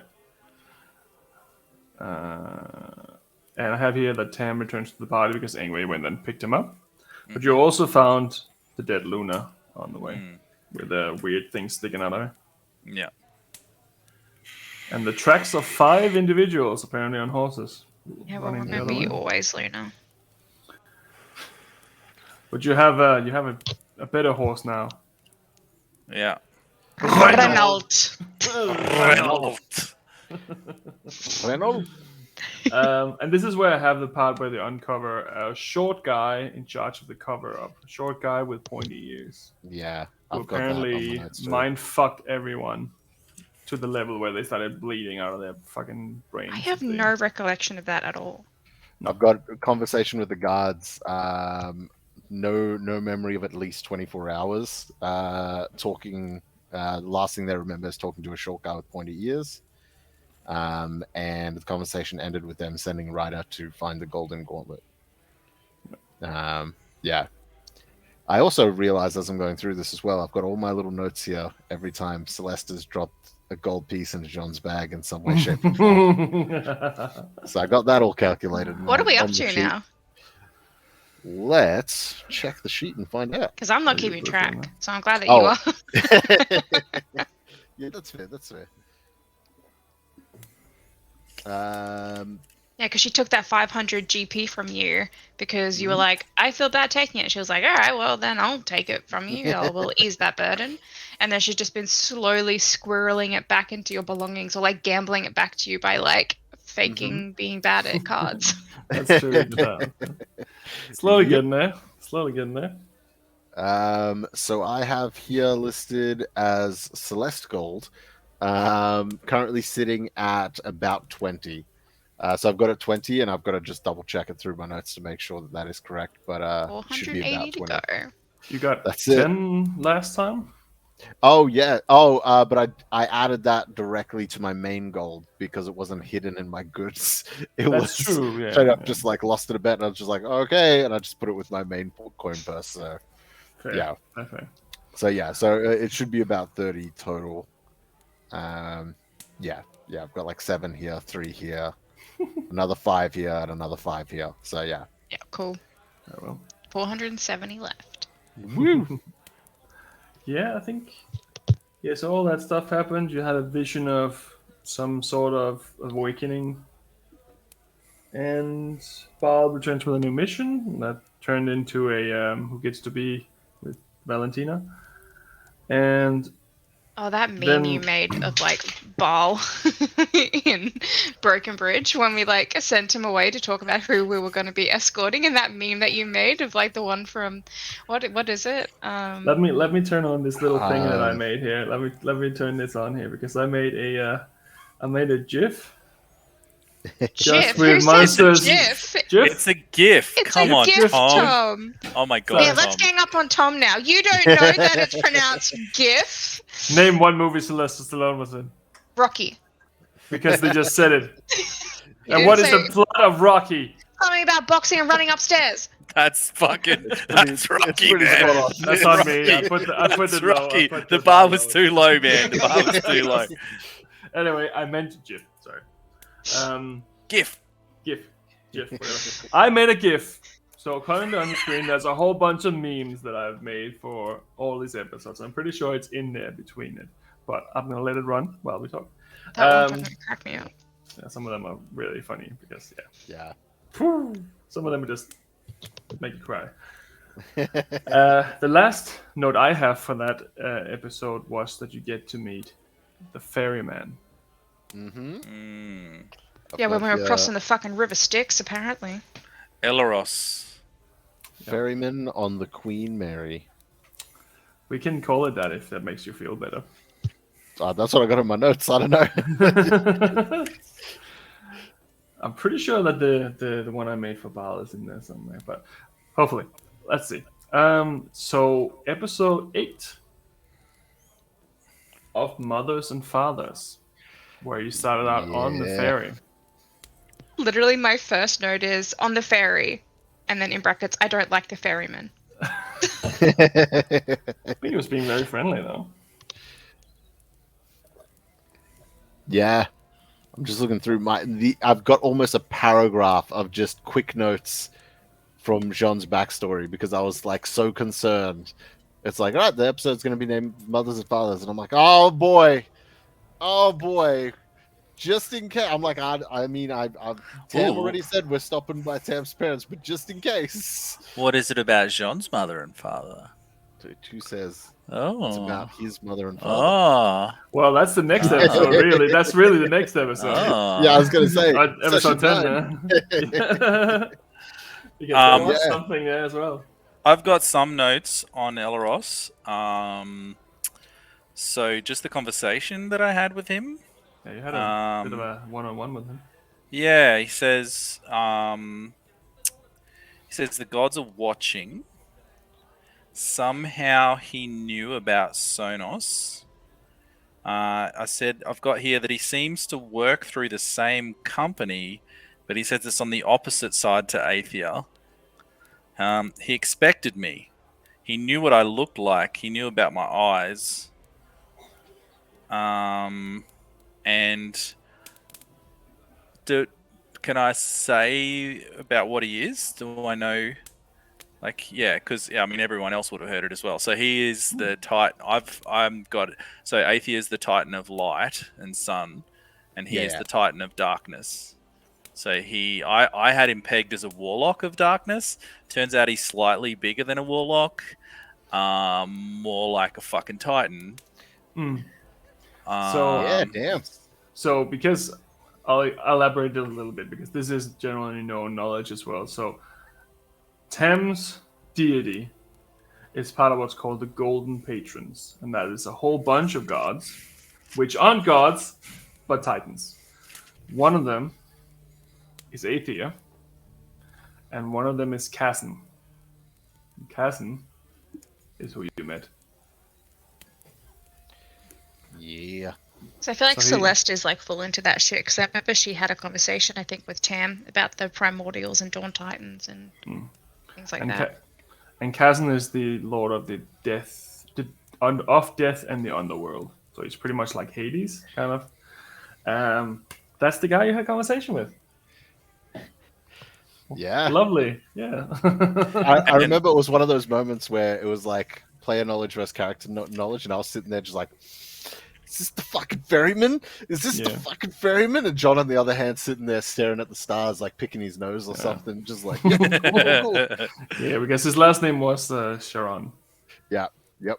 which is obviously the ferryman in Greek mythology. And he did say Cassin. I think he said Cassin's blessing when you left as well, which is basically like saying "I bless you," whatever. Yeah. It's a douchebag, but yeah. So that's technically where you started, at least on that episode. You started on the ferry, and then things went downhill from there. Yeah, we get to the Golden Nugget. I've got two little love hearts after that name because I was like, oh, got a nugget. And then we meet Bert, and then we meet the barmaids. Mm-hmm. And then I've got down here a bald man with a big beard, the Whipmaster. Yep. And Celeste's then friend. it goes to it goes to when we meet Matt. And so he's joined the clergy. He has two wives, Elena and Carolina, both pregnant. The nameless one. The group worship a deity, but no one knows what that means. They got a big church in Kingshelm. Got my farm's been in my family for generations. The Eye of the Gods, that means they're watching. Matt and his two wives are heading to the market to pick up their friends. In Valentrop, there's a gathering of the Nameless Ones. And I can remember Tam laughing uproariously when Matt says he's married. Yes, that is very true. Which is super awkward for everyone. But I thought that was appropriate, given that's his big brother. And I don't know whether the Jean floating, was that in this episode? That was this one. Yep. Yeah, so I've got down here, Jean is floating, spectral hands and eyes. The eyes looked at Tam and then the magic stopped. Jean's pretending that nothing is happening. Stable hands, large bald man from Bert's Tavern, the Whipmaster. And then I've got Carrion. They were going to rob someone, have sent Sonus to follow the two pirates to find the ship to come back and tell Rand's dad, who will then tell the town's guard Carrion is a dangerous place. Yeah. Yep. Had one other very important note that everyone seems to have missed. So that's Stallone plays rock. Yes, that one. Also, Lamb, Cam, Tam, and Jam. That's very important. I was gonna say. That's very important. I got everyone's fake aliases. It's got Sam for Ingwe spelt with a C. Yep. and lamb for Celeste. But I also have a note that says 3 barmaids, and then in brackets 2 slap tam. One has still got the horns. The horns are real. The horns are strong with He's this got one. the horns. I Yeah. love that. Well, he is a warlock, so maybe he likes the horns. I'm going to say that to my partner. Oh, I got the horns. Oh, I got Got the the horns. Oh, God. that is fucking Got funny. That's the funny. golden chicky nugget. GD said. And at the same time, I had a meme running on the stream with vegan nuggets. Anyway, looking at bacon and ignoring vegan gluten-free nuggets What a time. from that little place in the nowhere. Yeah, I think that was pretty much that episode, because you kind of ended it up with Sonos following pirates, with Tam not being super happy about sending off Sonos to do dangerous shit. Yeah, Well, because I no know reason. that he's. I don't think does everybody know that yet. I don't think everybody knows that yet. Not at this episode. No. Yeah, but You don't know no, that, but, so, but but you about know. how fragile he is. How fragile I Sonos mean- is. I don't think everybody knows that. There's a little consideration in there that nobody knows yet. That I I think- haven't told out of character. None of you guys have seen the episode, so it happened in episode 6. Yeah. But I can tell you if Tom's okay with it. Yeah, We would yeah, assume. yeah. Because Celeste he was and I already- would he was assume that injured. he would not have a lot of hit points. He was So- injured That last he's time. back. So yeah. So yeah. the trick is that if he dies, Yeah. we don't know whether he comes back. Yeah. Yeah. So a familiar just fucking comes back. I can just cast the summon spell and then back it comes. Yeah. But if Sonos / Alexander dies, I don't know. Like, the trick of a fucking Yeah. familiar is it's expendable, right? Who gives a shit? Just fucking send it in to do the scouting. But this one, it's like, fuck, that's Celeste's brother. Like, if Yep. he dies, then holy shit, that's terrible, you know? I don't know whether he dies in the real world or, let alone can he come back. Yeah. If you die in the material plane, you die in real life. That's right. Yeah. And I you will say also, that I do recall Tam mentioning at one point. I don't know if Jean's aware of this. I don't know if Jean was there, but I think Tam did mention at one point, just like something along the lines of like he's not like a regular familiar. Like I don't want to risk his death or something to that extent. Yeah. Yeah, But that was after Tam knew, and he had to lie to everyone. yeah. Yeah. There you go. Yeah. Awesome. That's good. But you also had a bit of a vision when you summoned him at one point. I don't know if you remember that. No. Starting to see weird purple grass and stuff. Oh, yeah. Yeah, that's right. I fade into somewhere else. Purple grass. Then to Sonos. Yeah, I've got that written down. And I can imagine where the place is with purple grass, given that I've met my crazy elven friend. I can imagine that she could potentially come from somewhere with purple grass. I feel like the only person that wouldn't know that may potentially be Jean. Yep, I got no idea what we're talking about. Purple grass. Yeah. I think, and maybe Ingwe, I mean, correct me if I'm wrong, but Ingwe might, knows that she's not, from here, but I don't know if he would know about the existence of, the other planes. Yeah, definitely. Yeah. And the existence of gods and titans, we just don't worship them. I feel like Even- from Ingvar's perspective, I feel like he would know about the structure of the universe to a very large extent. How detailed it is And a what those whole details different are. story. So like, here's a ball, here's another ball. This one drives around this ball. That's the world. That depends on how well he kept up in class, I guess. The world is just 2 balls. Just 2 balls. Just hanging there. Yeah. But specifically because he is a druid, I would say that the balance of the elements around the mortal material plane, I would say that part at least is something that he's probably been taught a lot about. But who knows if he paid attention that day. But that fading to somewhere else, the purple grass, happened in session 9. Yes, it happened in the start of session 9. So that's the start of session 9. And that's the last one that I have notes on. Right. Because I didn't take notes in session 10. So I can do session 9 quickly. So we go This to is Sonos. session 10, isn't it? What's that? Now we're on session 9. Recap. We sort of jumped ahead a bit, but we're bouncing back. No, I mean, like, there is no session 10. We are in session 10 now, aren't we? No. Session 10 was last time, This is 11. Okay, got it. where you went to visit Sean's family. Oh, what? What? What are you talking I about? missed that because I had to go. Oh, You know what you missed? You missed that your fucking brother's city is probably gone.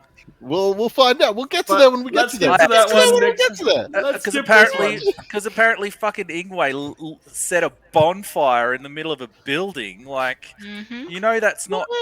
It's not create flame. It's fucking bonfire. Anyway, so We'll get to it. So, didn't work on the ship. So, armed soldiers, lookout tower, captain talking to woman, gnome on deck, 2 cannons, 3 guards, young, not the A team, older, fat. Then old mate shoots them. 3 circular runes light up, shoots each of the guards. 2 dead, 1 in the water. Then Baldy goes down. 20 gold, scimitar, letter of 2 hand. I don't know what that is. 2 hand employment, letter of 2nd hand employment, maybe. Then I've got blue skin, green hair, levitating on water, Triton. Then I've got Captain Orome Leander. Is that what you said, Celeste? No? Or is it Captain? Did you say the Captain Heldal thing? Yeah. So then I've got Captain. There is someone here who knows you. Yeah, because someone cast the message. Yeah. And then Triton has a ring. It's fancy. There's waves. Empty bag. There's something carved onto his arm. It says Naralassi. And then Laura found out about Sonos. Yep. Yeah, so there's a few things that happen there. First, I'd like to put this image on the big old screen here from when Laura finds out she takes 20 points of damage in return to her 6 points of damage. I think it's a wonderful image right there. Boom. And both of them looked like they didn't expect that. Took all of my HP. Just went. One Pop. See ya. Yeah, but it was Said only you like because you one picked shot. that one spell, The melee the spell. one melee spell you had, and then you picked to do it on that guy. But yeah, that's D&D. It's not like I was like, you know what could be fun? Killing myself. You say it like, oh yeah, you just picked that one. Not choose. You chose your demise. Selected it from a grand array of options. I do love the offense on my face. What? Like I said, I do not have a poker face. Is that a drawing of a penis? What All I is see that? is the chemical like it. shot. Oh, I see a ship. Oh, it's a shit. We'll play Oh, drawing shit. later, guys. No worries. Yeah, so the pirates, they shot the guards and they blew up the inn. And you had a long ass fucking fight with these weirdos, and it ended in a draw. Oh no, we killed more of them than they killed of us. They Well, ran I away. mean, They depends, went- me twice, so that They went, counts. yeah, but depends they on how went you down. count. They stayed down. We That's didn't. true. That's true. Oh yeah, if you count the guards though, Tam would be counting the people in the village. Yeah, but Adam's not. Adam's counting us, and all 4 of us are still here, and there's more dead pirates. We actually killed that Triton, and we killed the Whipmaster. So that's at We least got 2 their of them. We definitely got killed 3 that of them. Triton, and I reckon that's the fucking business. We killed that Triton. Ingwe definitely thinks he won the battle. He was there like barking the ship away. Yeah. Yeah, you better run. Well, I mean, there was 4 dead civilians as well, so... Because Tam Yep. didn't end up healing Celeste, did he? No, It he was ended up Sonos. healing himself, which Himself. is one of the memes in Yep. the GIF. Yeah. Yeah. My other Yes. two notes here. This was my worst note-taking night of them. It's by far the shortest. It's the only one I don't have to scroll for. And the second note on there is just Pirates of the Caribbean music and ensues. Just was playing in my head. Yeah. The shot was running with axes. And then the other one is Celeste shot Tam in the ass.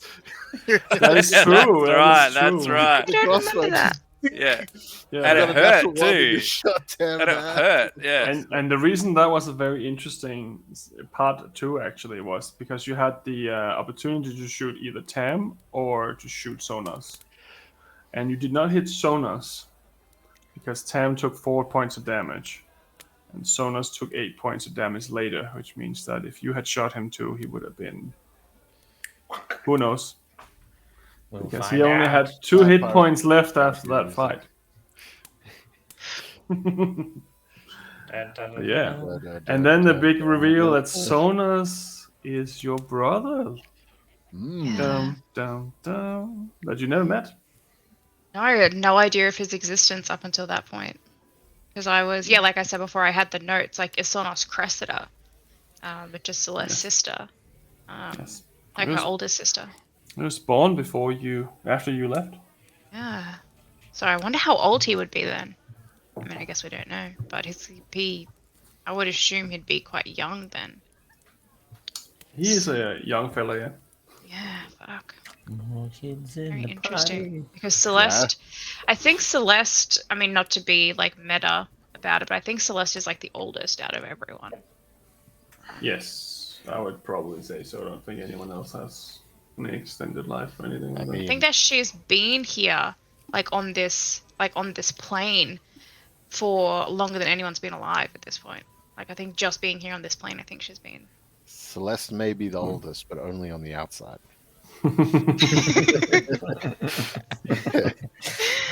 Very well. So I feel like And- she's kind of like, I guess from like kind of going on from that. I guess we're going up to this episode now. But when we were like with Jean and Ingwe's antics, when they went to go to Calencourt, was it Calencourt that we went through? I'm getting It was courts. No, Valentor. Valentrop. Yeah, like with Ingwe's antics with setting the fucking bonfire off, and then Jean just, doing what he did. We'll talk about it. And Celeste has kind of just taken on that. Like, I feel like she would just like grab both of them by the ears, like dragging them back to the cart, just like sit down, keep your hands to yourself. Like, I don't want to hear a peep from you until we get to King's Hill. Yes, very close. Important note from that episode too is that Ingwe lit a bonfire on the ship and left the bonfire on the ship for for 6 rounds, or it was still on the ship as the ship was going away, and it did stuff all. So that's a important point. Yeah.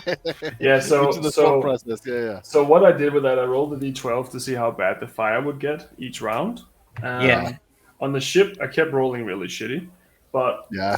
I rolled a 12 almost immediately when you did it in there, and I'm like, there's a lot of flammable shit in there. Yeah. Like you can literally buy lamp oil.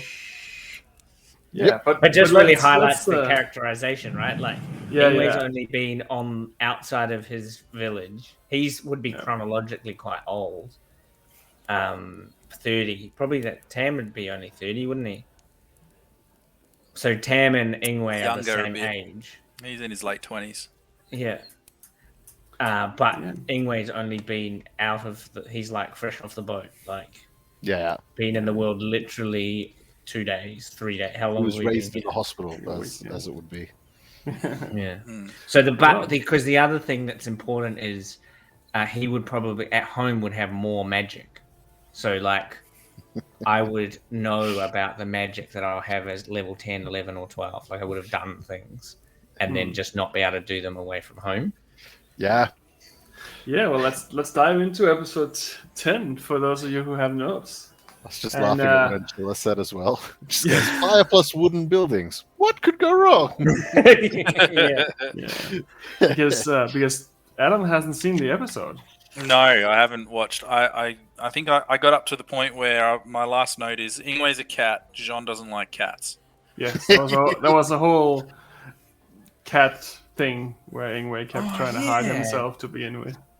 It's weird. That was never a note of mine, but as soon as it happened, I was just like, yeah, Jean ain't a fucking cat person. No way. No way. So who has any notes on the episode other than the cats? I don't think I've got any notes for that one. Is this the aftermath? It's called Home Sweet Home. Home Sweet. Oh yeah, the aftermath. Home Sweet Home. Yes. Oh yeah. I've got So you deal Where with in the cleanup spring? of.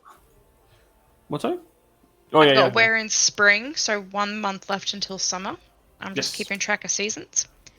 But then I don't have any notes from when we were in Valentrop.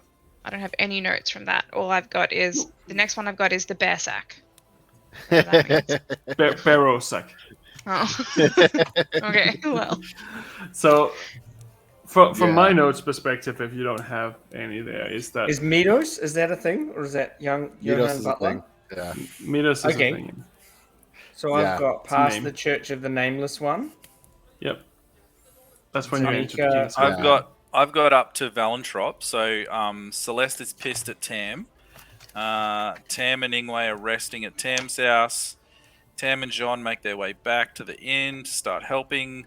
Oh, this was really interesting, and I actually, strangely enough, like I know we all think about the game when we're not here, but I've been fucking running this round around my head. So someone cast a rain spell over the inn during the night. Now that's been like rattling around inside my scone. So then the Golden Gauntlet arrived with cavalry. They took over the cleanup. Obviously, Rand raised the alarm.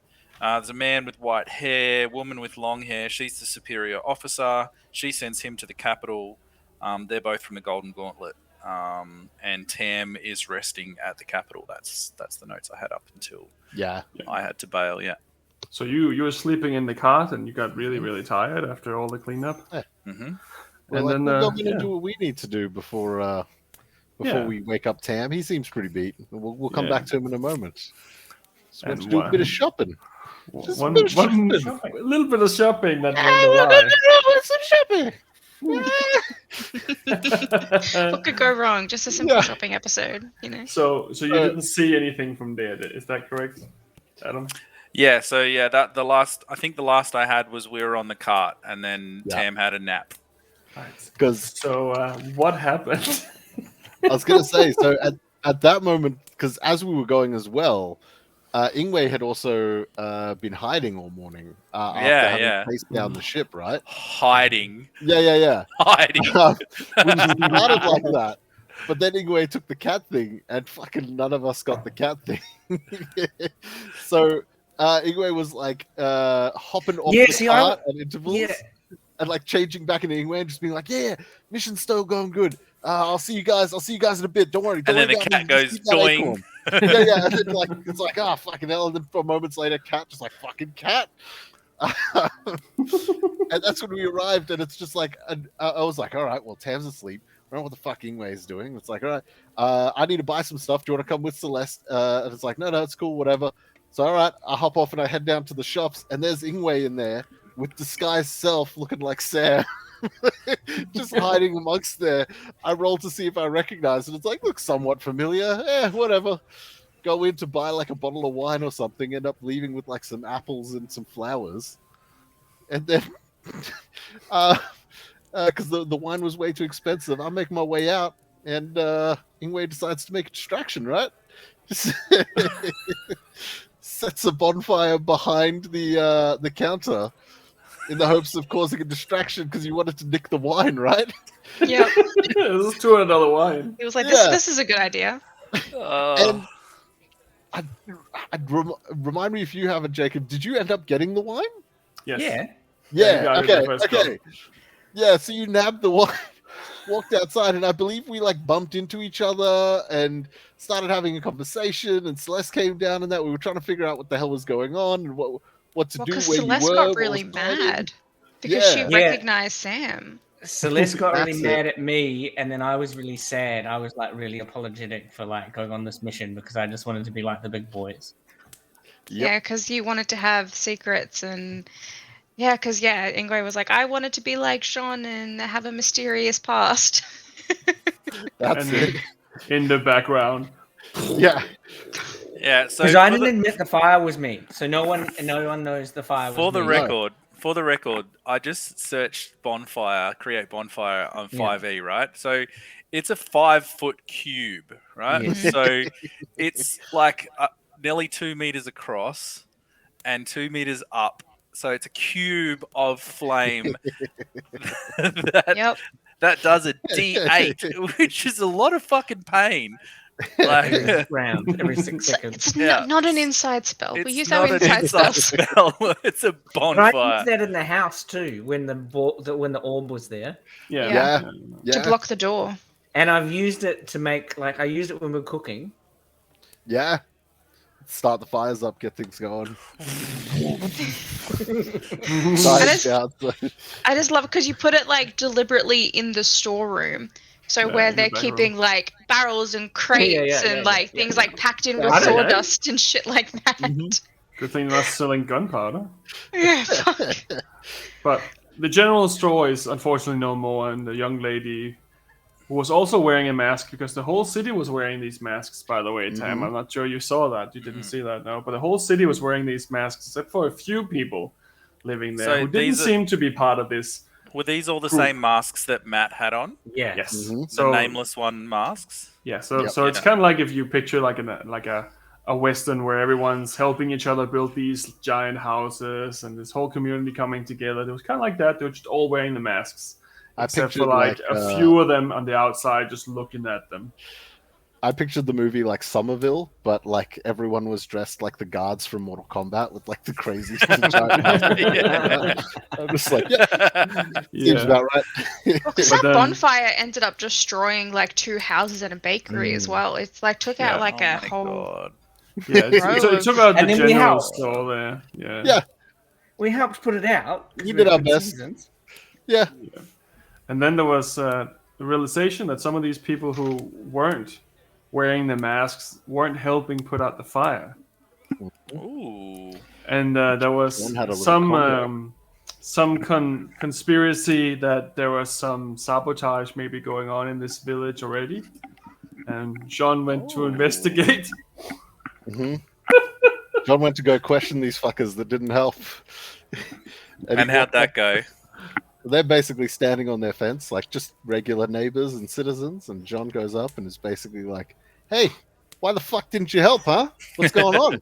What, you guys just standing around here? You're all part of the community. You're just going to watch on this, that." And after a little bit of back and forth, Jean ended the conversation with a headbutt. That then opened up into a full-on brawl. Oh my Where it God. was revealed that Jean's chosen fighting style is unarmed fighting, so his punches are about as hard as his axe. I think it only took 2 hits, didn't it? To like. Yeah, I think it was a headbutt and 2 punches, and one of them was a crit too. So, Yeah, and he didn't even hit. yeah, yeah. So you Yeah. beat the shit out of someone. While the whole city is And- on fire. Ingwe Yeah. summoned a wolf between us as well to try like make this person back off. And Even though Jean was the one like antagonizing this Yeah, guy. yeah, yeah. Stay away from John, as he's just like, "Fuck you." Yeah. Yes, So and then did you ever figure out who these people were? we had to get the hell out of Dodge. They So you were guys- gently you- asked to leave. Did you end up seeing Matt at all? No. Okay. We basically figured like we jumped back on the cart and we're just like, we gotta go. And we were like, that makes sense as to why Tam didn't go there. You were having a nap, and next thing you know, you wake up as we're like fucking hightailing it out again. Just like, yeah, we'll have to visit his mother another time. He's busy. Well, I mean, there is a chance that you burn down his house. So Yeah, 2 houses Roll down, it. we Roll a don't know. d20. We don't know. Celeste, dragged the boys back to the cart and had some very stern words about Gold. not just fucking, because she healed that guy who went down. She like revived him and like healed him back to like whatever. And she was just like, Jean, what the fuck? These people were just standing there minding their fucking business. Like, what the fuck, man? I just saw you beat this guy bloody into the ground for like, from what she can see, like no reason. He did refer to them as a cult, the guy who was the neighbor. But he Yeah. was also a bit of a douchebag, so. Yeah, so she was basically just like, you back in the cart. Look, I, Turok, was living out a fantasy, all right? Yeah. Well done. It was an interesting episode that took a twist that I did not expect. But D&D. That's D&D. Yeah. Indeed. The last part of that episode, if we can take that and we can have a little break afterwards. You ended up in Kingsholm. Where you went to visit someone. We did, yeah. Rocked up to Kingshelm and started looking for my sister, who I said resided here. Who, And we was found a little out bit that on the she's clever side. loaded. Oh. Yeah, yeah. Yeah, we made that's it through, interesting. and basically the districts kept getting fancier and fancier to like we were like in a district where it was gardens with like giraffes and like Peacocks and antelope shit and just stuff. like wandering Yeah. around. Yeah, peacocks and everything wild and It was silly. like, this must be it. Tom's like, no, it's the one fancier one next door. Like, oh, okay, cool. Yeah, so we rocked into her estate at the Silverstone Quarter inside. Her address being number 25, I believe it was. I've got here in my notes. I think so. And it was quite nearby another Church of the Nameless One, which among all these opulent, sort of very extravagant, over-the-top rich buildings, was this very simple, plain church that apparently the people were not a fan of. All these rich people walking around sort of snubbing their nose at these very simple buildings. And then we popped on in, where we were introduced by a little valet slash sort of like butler by the name of Johan. I do have to add quickly here. that Jean did give Celeste flowers, which I thought was very cute. Yeah. You did. But they were not really for her, though. Yeah. And we made our way in and went up to our rooms where we all sort of like got cleaned up before going down and meeting for a meal and a discussion. Where we then everyone got introduced to my sister Danica and her partner Midos. And we found out that she is in fact quite late into her pregnancy. Yeah. Little Unky Jean. Anki Jean. Anki Jean. God, what a terrible, terrible example. He comes in and so like the blood splatters and shit like on Yeah. his shirt. I mean, yeah, he wore like his most basic. He was barefoot in like basic ass brown pants and a once white, now beige tunic. That's what he wore to fucking dinner at this place. Yep. So yeah. Yeah, like the valet did mention the blood on your shirt as well. When you Yeah. came in and stuff. So you all had some time to recover, and I'm guessing that Tam went up to his room and just continued napping for now. He was just so tired. But I'm sure that he'll be waking up shortly. Yeah, it was a very fancy house. And when you were having dinner, each of you had a valet or a servant behind you in case you needed anything. Yeah. So And I recall as well, Ingwe's first action in the room was basically like, all right, I'm going to start stealing shit because Yeah. started putting Like, fancy ooh, shit shiny.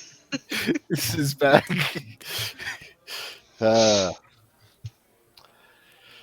Yeah. Our last moral conversation was, it's very important to the party that we get money. Yep. That's why it was perfectly on task. Yeah. But you did get to ask some arcane Tunnel questions. vision. Because you did find out that Danica is going to the Mage Academy. So you found out Yep. she's an What is arcane it? student. Yeah, the So mage. she's literally the opposite of Jean at this point. Oh yeah, she went on that like tangent explaining like the different like was it the planes? Yeah. Ah, that's Planes in right. the schools of magic, I think. And yeah. John just Yeah, like we had a good chat, eh? Yeah. Classic, just like, man, I'm just happy to see you. I don't give a fuck what you say. Yeah. Just Yeah. keep talking. Just keep talking. Yeah. I think that was pretty much where you got to. The last point, I think, was from that episode that I have as a note here, is that Danica did say that it was probably a good thing that Celeste weren't the one escorting Valentina. Oh, sorry, Midos did, not Yes. not Danica. So Midos said it was a good thing that she was not the one escorting her for whatever reason. Yep. And that was not elaborated on because that's where we ended. Mm-hmm. She did ask. She was like, "And you mean what by that?" And he was like, "Well, I don't know. Just being super polite, not trying to say anything unjust. She's like, "Why is she racist? Is she racist towards elves? Is that what you're trying to say?" What the fuck, bro? Well, Yeah. let's see. I guess that is the end of our recap of the episodes here, at least. I don't think I have anything else of value there. The only other thing I can think of is we also learned that John's mother didn't like the fancy life, so they True. sent her to like a little cottage / house. I feel like it's a cottage to them. It's probably like something mad ass to us. It's like No, a so- 4-bedroom, 2-bath. So she wanted to go and live in the Barrow Sack, which is the slums. Yeah. But they made a compromise that she would live in another region, which was, I think, Revolta, which is also pretty fancy, but it's smaller, well-kept buildings, not the slums, and it's also protected, and she had accepted that. So they bought her house. Oh, and she took her favorite valet with them. Yes. With her. That's right. Yeah. Because I was thinking like, ooh. I am your father. Yeah, of mothers and fathers, right? Yeah. There's You got a new stepdad. You're gonna have a little niece or nephew. Yeah. John's life's changing, and he will act maybe like a child. brother. Yeah, I think that's. I think we'll have a little break here, and then we can continue with a few more questions and see how far we go. Yeah. We decide to eat. Hell yeah. Hell yeah. Right. Let's go to a break. Break time. Woo. See y'all shortly.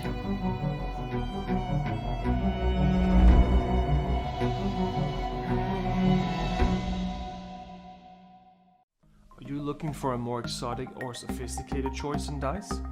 You should check out Level Up Dice, the company of experts in specialty dice, made from materials like semi-precious stones, aluminium, and even have options for wood and bone dice. The designs are so beautiful it's hard not to find something which fits your next character.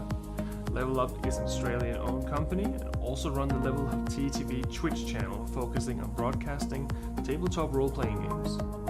Follow a link below when purchasing from Level Up Dice. It will greatly help support our channel and also help an Australian local retailer. Level Up Dice, the sophisticated choice.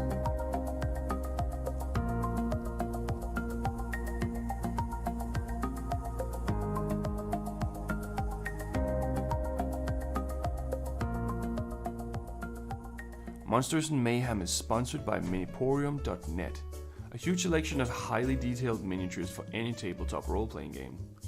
Check out the beautiful miniatures, and if you use the code MAYHEM, all capital letters, at checkout, then you receive a 30% discount.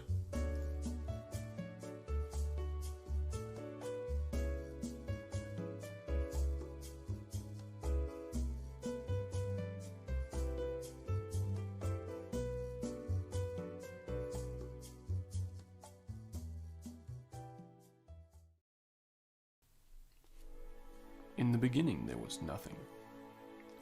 From the nothing sprung forth a something. The something was not a who or it. The something simply was. The something began roaming the nothingness and found itself alone. In solitude the something became the somethings. Multiple somethings sprung forth of the something, each with its own voice and presence. The somethings, as great as divine as they were, all needed something to measure their own greatness by. They created the first earth, and by doing so, became gods. The first earth was not perfect. In fact, it had many flaws. Because it was made as a circle, most things placed upon it would fall off the sides into the nothingness. The gods grew furious about the earth and they cut it in half to make it flat. The excess was simply pushed aside and forgotten, at least for a while.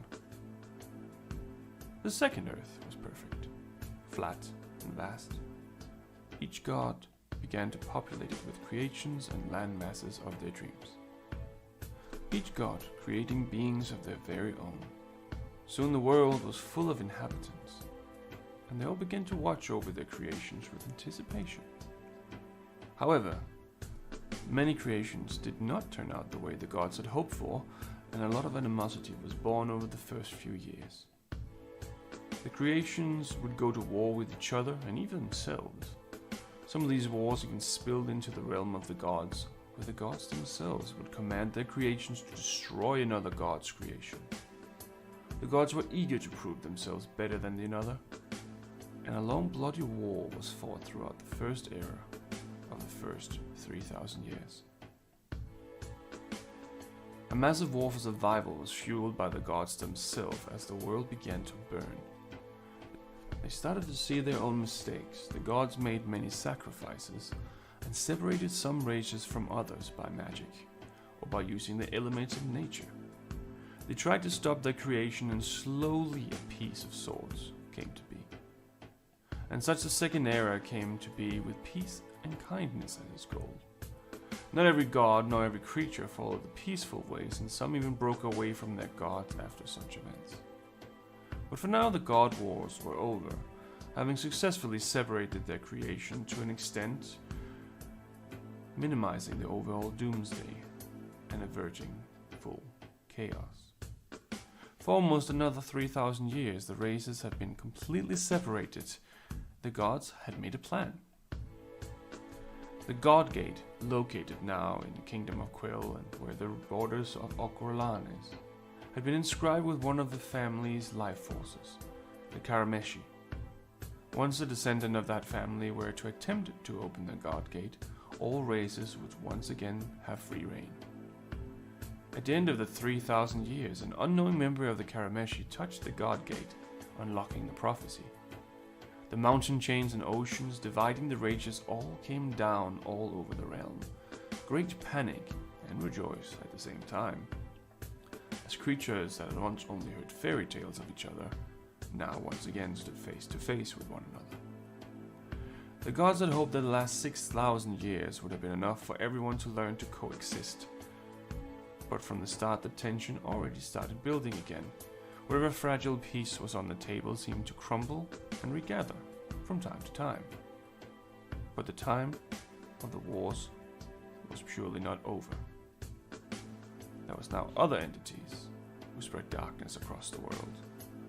Maybe the world had learned its lesson, or maybe it was doomed to repeat it. Welcome to the world of Epidos, where adventures are born, heroes are forged, and villains are always up to mischief. The Kingdom of Quill lies in the middle of it all, the heart of human civilization, at least if you ask them. To the north lies the cold Shadanon, where Northling constantly test the borders to the kingdom with raids and invasions. To the south lies the desert lands of Zahani, ruled by self-proclaimed princes and empresses. The tension is at an all-high after a failed invasion into the kingdom years ago still sends trouble both ways. To the southeast lies the Dragon Empire, a proud people ruled by the Dragon Emperor, who according to legend are descended from a real dragon. The Empire has been locked in a cold war with the kingdom for generations, blocking all travel from entering the nation. But for the common folk, it's Monday. The birds are flying low and it looks like it may rain.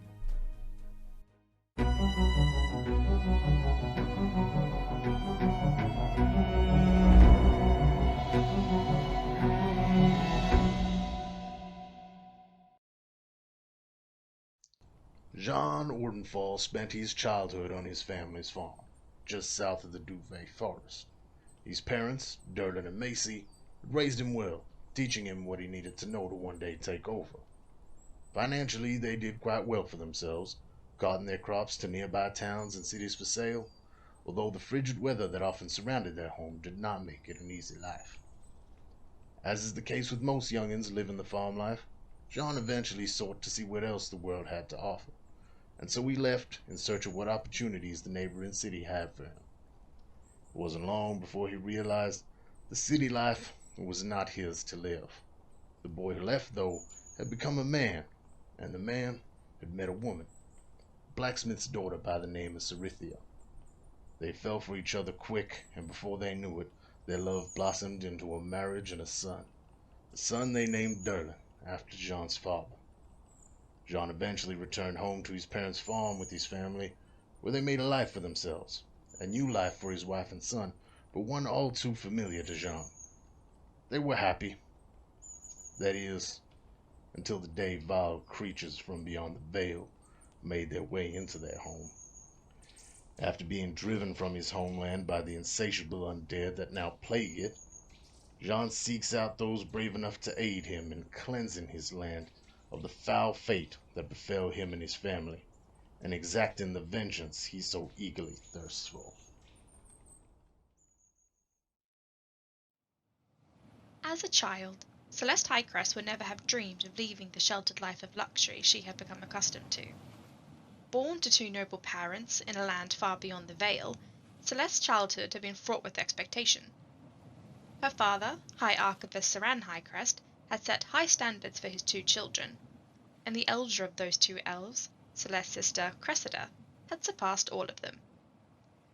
Cressida had found her talents at an early age, her nose buried in books, and magic coming to her as easy as breathing.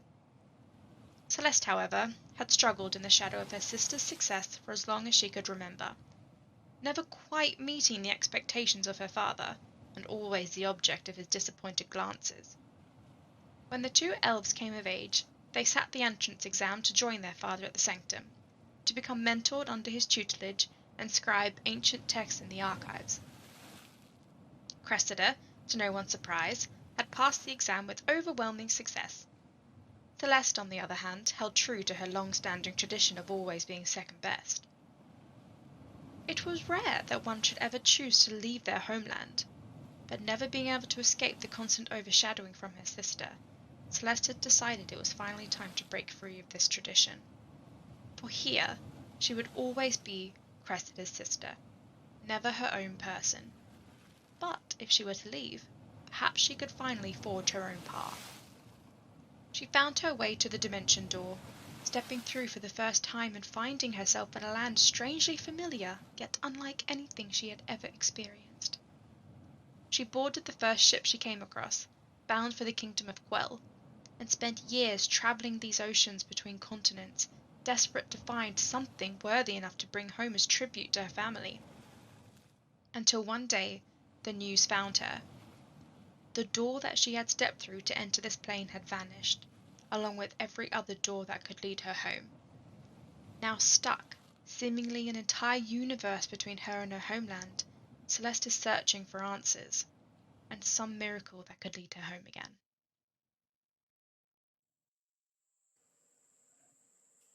A young half-elf, Tam Cawthon grew up working the land with his father and learning herblore and healing from his elven mother. After a horrible childhood accident, he swore he would avoid violence, unless he had no other choice. When the war came, like every Cawthon for generations before him, Tam enlisted to fight for his king. During the bloody battle for King's Helm, Tam's selfless efforts to heal his friends caught the eye of the celestial Aethia, and she became his patron, giving him the gift of celestial healing. His courage in battle did not prevent him from drawing the ire of his superiors. His compassion was blind, and he would heal all in need, even the enemy. After the end of the war, Tam worked as a healer in the villages outside Crackvolm, hoping to save enough money to gain entry to the Healers Guild. After a series of unfortunate events, Tam finds himself in debt to a very wealthy and very criminal cartel boss.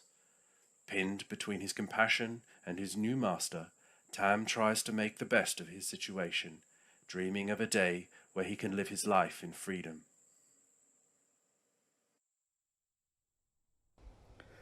Ingwe grew up in an exclusive, reclusive community of druids.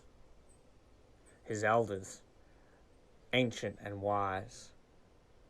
One of the greatest, his mother, was a great storyteller, and he grew up sharing their stories. While the community has very strict rules and customs and routines, each member is encouraged once in a lifetime to travel out into the world and experience the trials and tribulations, bring back their challenges to share, and to tell the story of the world.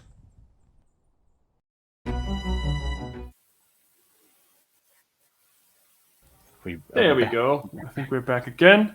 Mine is Tam. Tam is sleeping in the cart Again. again. Oof. Likes to snooze. Likes to snooze it. That is cool.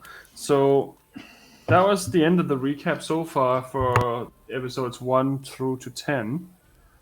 Very well done with the note taking as well, because I didn't expect that much detail.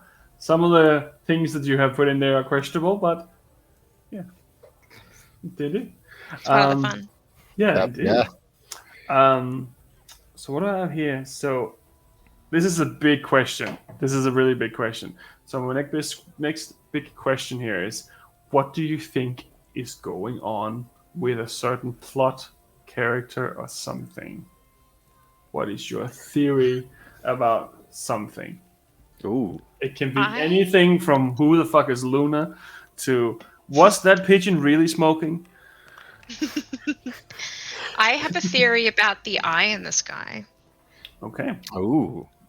So, I guess knowing quite a bit, like pre-campaign, from just like my character building and working with Tom on getting all that stuff set up, about the God Gates, essentially, and the segregation of all the different races on the earth, and the gods keeping an eye on what's happening, and then also with Celeste being locked out now from planar travel, so she can't traverse the planes anymore.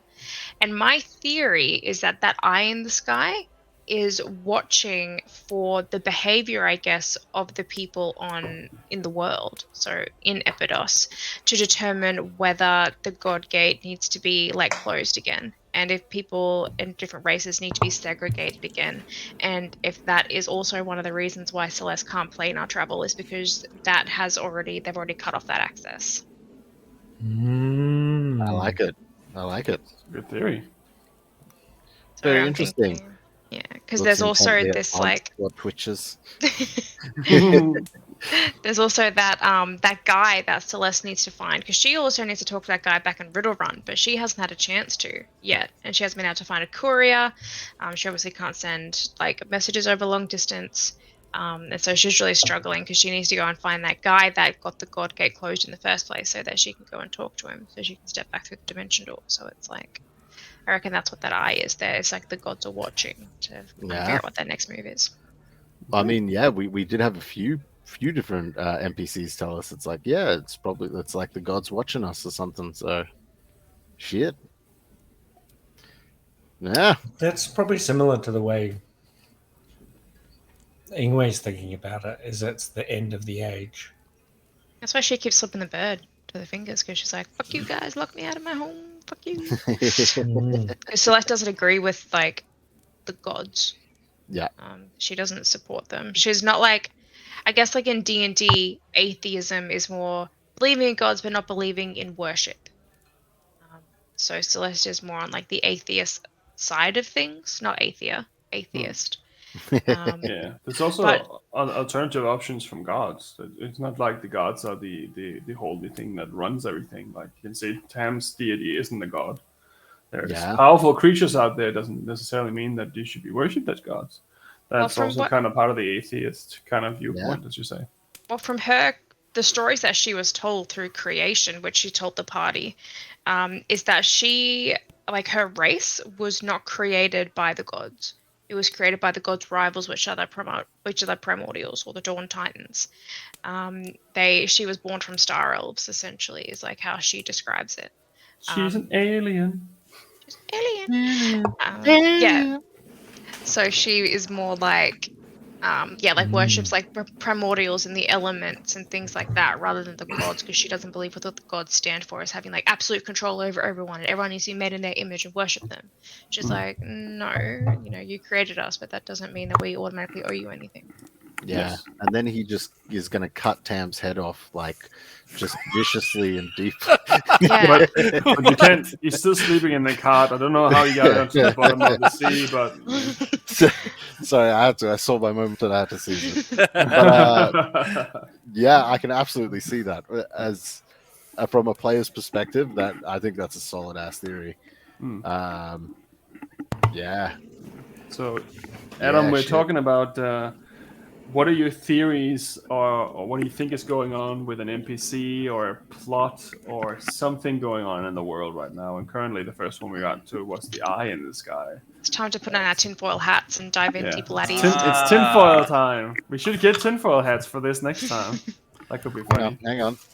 I don't have one. Oh my god, you've actually got one. What the fuck? I was eating sweeties before. There Props. Yeah, conspiracy theories. I think that Ingwe's elders have got a lot to do or to know. I think that they're quite a powerful group that they may actually, like, if we went to see them, I think that we would find out a lot, but I also think they wouldn't tell us anything, just because, like, they seem like they would be fairly insular, like they wouldn't want us to all know all of this stuff, and they might be like really fucking quizzical, like Ingwe, but like way worse.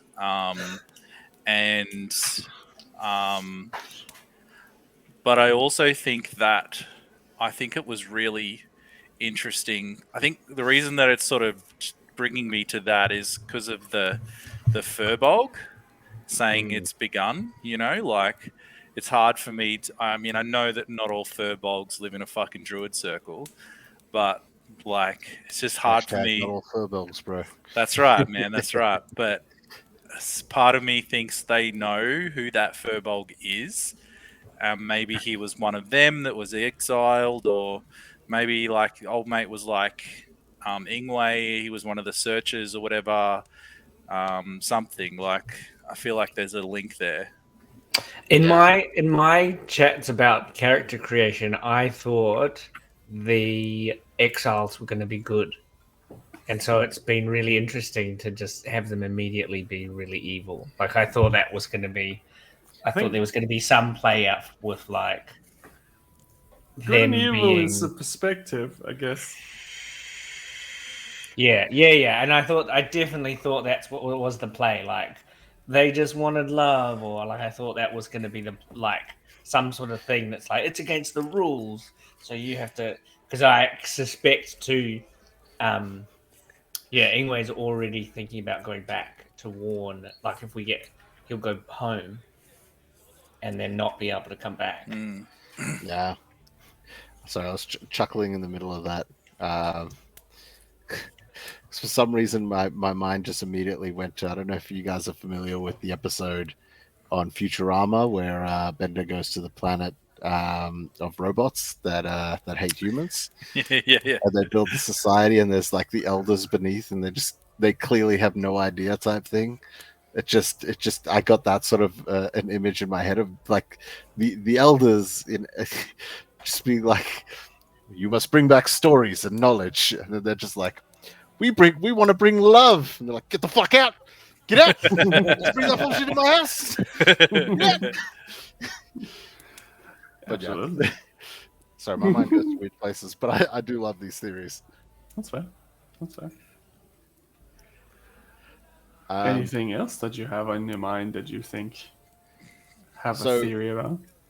I have a theory regarding the Nameless Ones. And this is an interesting one because I feel like you guys would actually know a bit more, because with John, him being having such little knowledge on religion, I basically narrowed down only a few sort of aspects of the religious sort of information you sent me, and I sort of like read a bit of that for Jean, and then the rest of it I intentionally left because I was like, if I'm as dumb as Jean in these regards, it's gonna be sort of more natural when Jean actually learns these things and is like, what the fuck do you mean by that, and that sort of stuff.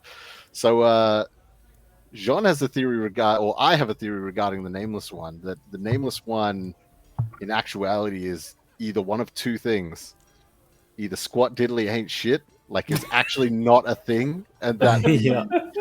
the Nameless One is a god in the sense of purely by word and by religion, and does not actually exist, or the alternate, which is a batshit crazy, this is full tinfoil hat, that the Nameless One is actually going to relate to the visions we saw of the demonic creature by the black rock and the eye beneath the ground and that sort of a thing.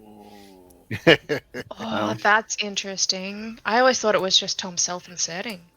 That is literally what D&D is playing with me. That's like, it's just me. Just worship Tom. Worship Tom. He I just have the created his cult. own little like cult. He's like, yes, I rule over this part. Refer to me as Voldemort, the unnamed one. No, but that's really interesting, actually, how it would like relate back to us, because it's been really the only god, or I guess like being, that's been like dropped in consistently so far. So that's actually really interesting. It's the way that you approached going to King's Helm was through the ferry, and then it would end up obviously where his family is. So you were introduced to it there because of the way you went. Had you gone another way, you might not have had that much exposure to it, but it definitely has a big church in the area you're in now as well. Yeah. Not unlike St. Manon, that has a massive fucking statue, like That's literally what I was going to ask. Enormous. Was that giant statue St. Manon? Yes. Yeah. 100%. That was St. Manon. The statue is bigger than like the one in Rio. Yeah, because we play a home game, for those of you who don't know, with a campaign that's set after this campaign. Like I haven't timeline really wise. decided yet, so let's just say parallel for now. Yeah, so set in like an alternate thing, and in that campaign I play a cleric who worships St. Manon, and so whenever there's any like mention of St. Manon, I'm like, oh, I'm not quiet, and then I got to remember that Celeste doesn't give a fuck about you gods. You don't know anything. And St. Manon in that aspect has saved them a few times as well. So from their like player perspective, they feel like, okay, this is a good guy.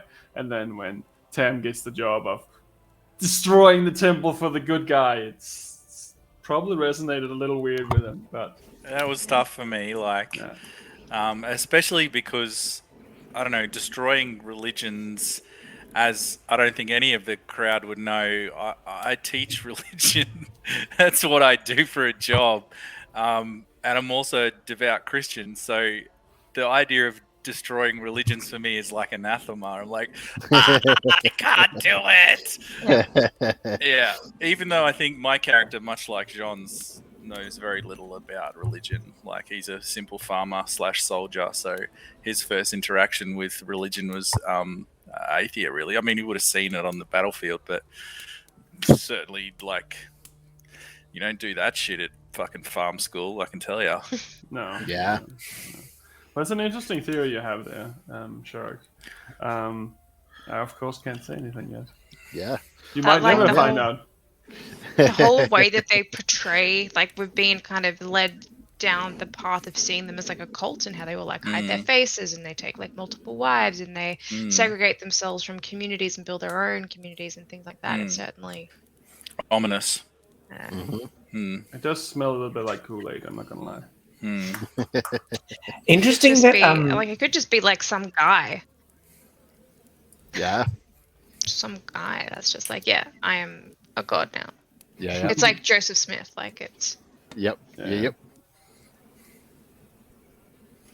Interesting that you touched the orb thing too. Like, we could have very well not touched it. Yeah. At the start. Yeah. Could have been carrying that thing around in a box or something, or just left it where it lay. Well, I had to be a little tricky psychologically when something is rolling towards something that falls, and it seems kind of like a see-through object, like glass or something. It's a general human thing to grab it if you can. And I was right. Are you saying you were manipulating us, Tom? The whole way. Oh my god! It's literally his job. It's my job. That's what he does. But it was interesting to see that immediately once it started rolling to the edge, that people grabbed it. Yeah. Because if Celeste hadn't done it, one of you would have done it, I'm sure.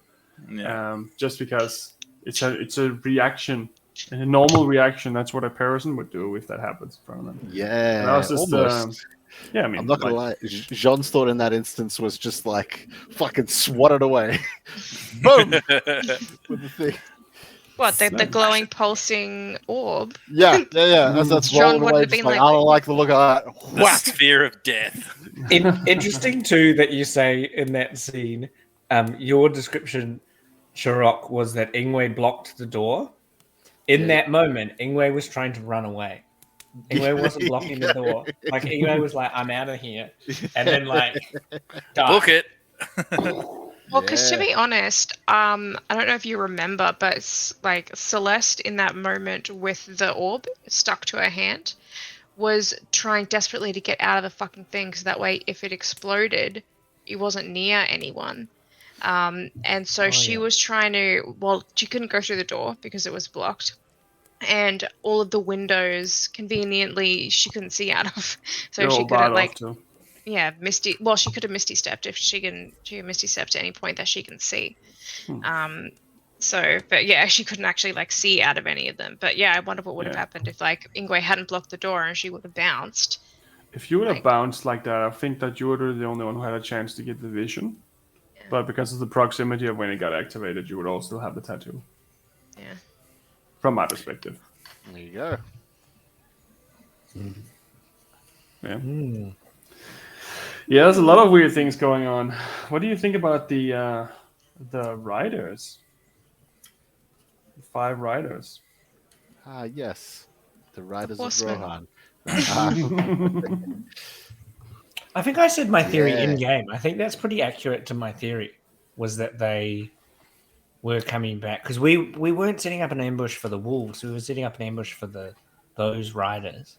Yeah, you talked about both. You talked about both. Mostly about the riders, ambushing the riders. I think we were like, let's set up an ambush for the wolves. Wolves ambush us. We can still use this ambush to get those riders. Oh, that's right. Or something like that. Yeah. Waste not, what not. And then Tam saw that the riders had gone somewhere else. Yes. Because they interrogated Luna, because they were, well, from what we understand, they were druids, like black spiders. Yeah. So they interrogated Luna and then killed her, from my understanding. Black serpents. The spiders I know were that's spiders. someone else. The spiders were someone else. That was the Drider lady. Yeah. Oh, the Vecna lady. Yeah. Yes. I wonder if the riders are connected to the cascade. Maybe. Perhaps. Well, they're looking for the orb. Exactly. That's what they're torturing people for. Exactly. So they organize the money in the barrels, in the bags, and they had decided to buy the orb, and the orb has started all of this craziness, and I feel like that's why all the gods and everything is watching now, because the orb's gone off, and the orb is somehow something much bigger than all of us, and the Cascade potentially were trying to like use that for their own like means, you know, maybe they're trying to bring about Armageddon or something so that then they can be in charge or whatever, you know, like evil guys want to end the world so they can be in charge, like they're going to survive too. Do you think the orb is connected to the eye? Do you Yep. think they're linked? Yep. They're definitely linked. Yeah, I feel like everything that's happening now is because of the eye at the very beginning. I feel like that because of the nature of everyone's visions and how dramatic they were and how that was incredibly powerful magic that was able to reach into everybody's heads and summon those dreams from everybody, and then the fact that happened, and then not long after, the plague happens, and then the driders happen, and then the sky. I feel like if anything is going to get the gods to watch, it's something like that orb. And I don't think that the little visions that we had is all that the orb's up to. I think that there's significantly more going on. We were just unlucky enough to be close to the orb to feel its close proximitous effects. Well, it's gone now. Yeah, disappeared. Well, because the other thing that's got me is it's in us now. The orb's in us now. We are the orb. Remember, Tom asked us to describe a fear for our character, and that hasn't come up. I know what that is. It is not something that is related to anything yet. But one day you will hate me, and you will know why. Yeah. It was. I had to ask the question. Unfortunately, it's really hard to ask what everyone's worst fear is as the character. But yeah, you're partly right. There's one thing that you might have forgotten in what you just said, Adam, is that you found a letter from the Cascade to a person known as the Purveyor, selling the orb from the Cascade to this Purveyor. Oh, they weren't buying the orb; they were selling the orb. Yeah. So the Purveyor that part is not connected in that way, but it's still like there's still the same thing going on. But the Purveyor, hang on. Yeah. Because the two people, Anne and William, they were both marked with the Cascade symbol, and they were supposed to bury it in their garden and the five horsemen. So the five horsemen aren't Cascade; they're Purveyor. I mean, I don't know if I know that for sure, but that's my theory: is that they are the evil cult. They either are part of the Purveyor or work for. Not the Cascade, like the Cascade. Yeah. Oh, so the Purveyor is the fucking Furbolg, and that's why those guys were druids, right? Because the Furbolg is connected to fucking Ingwe. Yeah. And he's a druid, so this guy's a bad druid who's been kicked out, and now he's trying to end the fucking world just to get back at the elders. In the session that you missed, there was not a Furbolg, but a druid that was connected, that knew me, was connected to my tribe. Yeah, and he was a baddie, right? Yeah, and he was torturing. They tortured that whole village. You know how there was supposed to be a plague? Yeah. They tortured the whole village to try and find the orb. Like they were like, "Where did you find the orb?" So they're connected back. I think they're connected back to this Purveyor, who's I reckon that he's the Furbolg, saying it has begun. And I think that they're trying to release that demon in the Black Rock. Yeah, so I reckon the Furbolg might not be the Purveyor. I think the Furbolg might be like one of the other elders that's watching. Just like, or can feel it. Like they can be like, oh, I wonder when this is going to happen. Like the people in my tribe are like, we're just watching. We've got nothing to do with this. And then, but they know that they know that it's going to happen. Like they're 1,000 years old. So sometimes in the next 40 years, like. Have you ever had a conversation with like a geologist when they talk about earthquakes? And they're like, the city's definitely due for a volcano. I mean, it could happen in the next 100 years, but this will be the next one. Yeah. Those conversations always give me an existential crisis. Or like Tom too, because he's really old. What? There's another D20 worth of damage from sleeping in the cart. Yeah. Is this cart a mimic? What's going on? First thing Tam's going to do is get his chicken bone stuck in his throat when he has dinner with your family. Where's Sonos? Sonos isn't anywhere to be found when Adam's in trouble. Just yelled at for so long and he just left. So, yeah. What do you think is going to happen with the ceremony that you're all going to?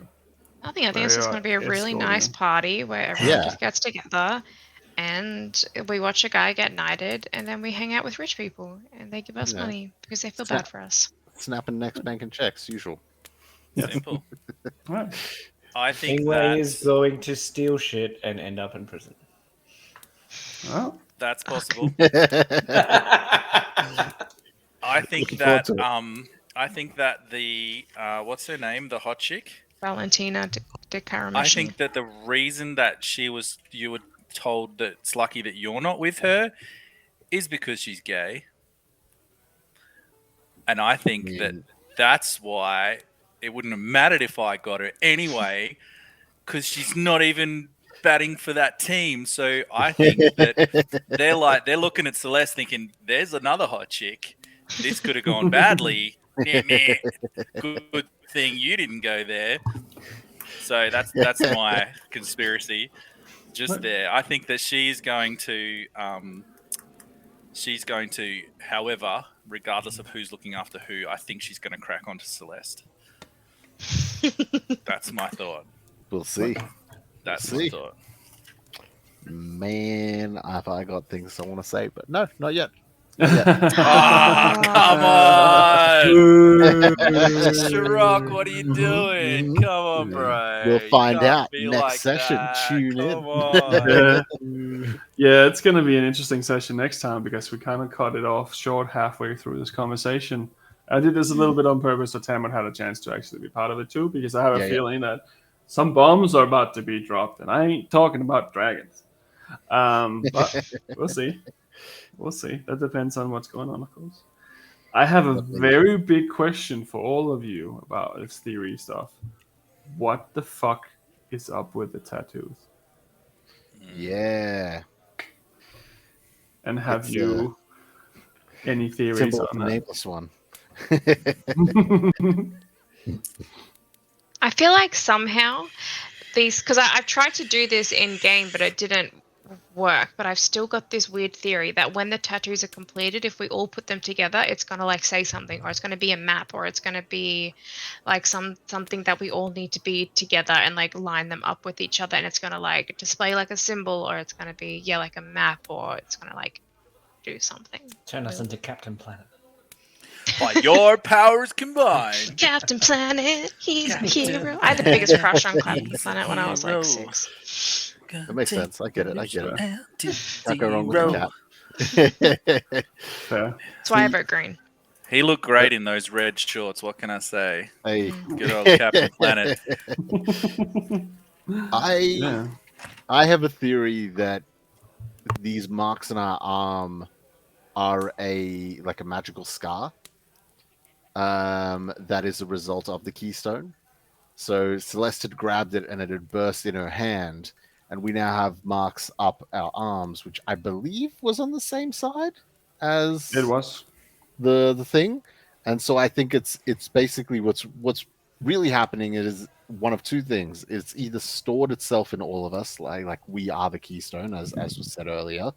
And that is the scarring from it. And it seems that like as we begin to see more visions and that it begins to grow. Or Celeste has the keystone in her arm.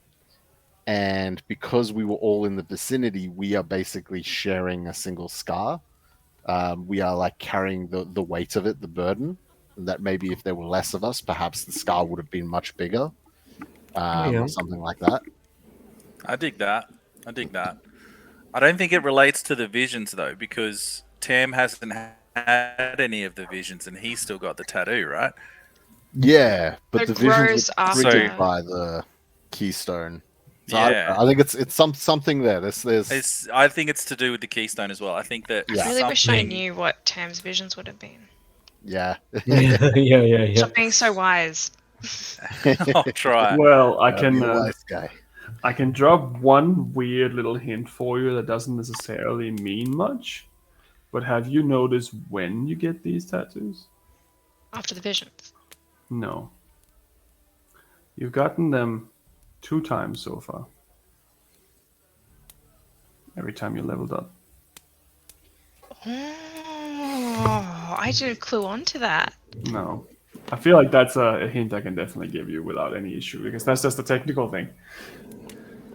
But every time you level up, shit goes What- down. Yeah. So what leads to us leveling up? So what happened after session 1? You beat the shit out of Will and Anne, and then you immediately got the first We one. got the keystone, and then we leveled up.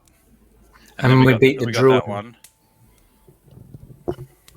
No, did we level up when you disappeared, Tam? When else did we level up? I've got it written When did we down. go to 3? After I'll you tell fought the undead and the Drider, because it was such a big battle, you had got quite a bit of experience from that. So you actually leveled up 2 times in a row almost. Yeah. And that's when we leveled up. But then how does that relate to the tattoos then? Because So, those are disparate events, right? they grow every time you become The stronger we get, wiser, the stronger. more the tattoos grow. Yeah, we leveled up. Yes, session 2. Yeah, it's a little unorthodox to level up twice in a row, but it felt like it was the right time because of the events that transpired, and I can do shit because I'm DM. So what if we are part of this Armageddon thing? Like And- we're the eyes, the gods, and we're the jury. You know, like they're the judge, but we're the people of the earth that go around and see whether or not all the people need to get it split up again. Like they need normal people to make that judgment. That's interesting. That's Interesting. I'm thinking like the stronger we get, the more we can so once we get to be super powerful, then our power can be drained to set off the Armageddon. Like we're gonna get stronger and stronger, and then at some point they're Like gonna cows. use us. They're gonna use us to, or our power, or our something is gonna set off. Yeah, we're gonna be Armageddon, the you know? reason. Like we're gonna be the cause of it. Yeah. In the end, Basically we base hit. all the batteries. Yeah.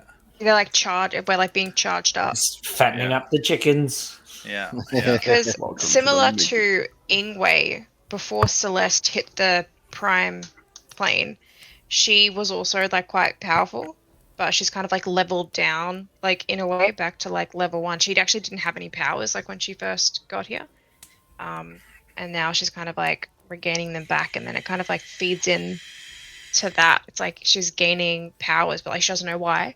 She's like getting her powers back. It's interesting. Yeah, it's very interesting. But it's suspicious. Don't be I suspicious. have another question. So, which character do you think is likelier to die? of Tam. you four? Because Celeste will kill him. I said the Bartolo again. Of the 4 of us, I think Jean is the most likely to die. Because he fucking runs in, head down. Yeah. And he ain't got the armor for that. He ain't got the health for that. No. We didn't even have healing No, I potions don't yet. think John's gonna die because he's so obvious that we just all hit like he's got so many healers around. Yeah. That it's Everyone's like, there he goes again. I mean, Magic of the road. statistically, Sean has gone down I in think 3 or 4 times. 2 times last time, once in the snake fight, saved by Sonas. Mm-hmm. Ingway's gone down twice, I think. One with the first people, and then you didn't go down, no, because you turned into weird stuff. My wolf. I went down as a wolf, Yeah. and then just yeah. Yeah, I'm overpowered. And Celeste has gone down once, and I don't think Tam has gone down yet. I don't think he dropped I to don't 0 think so. hit points yet. The way Tam sees it, and the reason that he healed himself last time is that he has to stay alive so that nobody else dies. Because as long as he's alive, he can heal everyone else. Yeah, And that's as long as he's alive, everyone will make it. Because even if he doesn't have healing spells left, he can stabilize everybody, and he can have a short rest, and then he can heal everyone again. Yeah. Yeah, I already made a meme for that one. Yeah, so Tam does his damnness, as you saw in the last battle, to not die, because he figures he has to be the last man standing.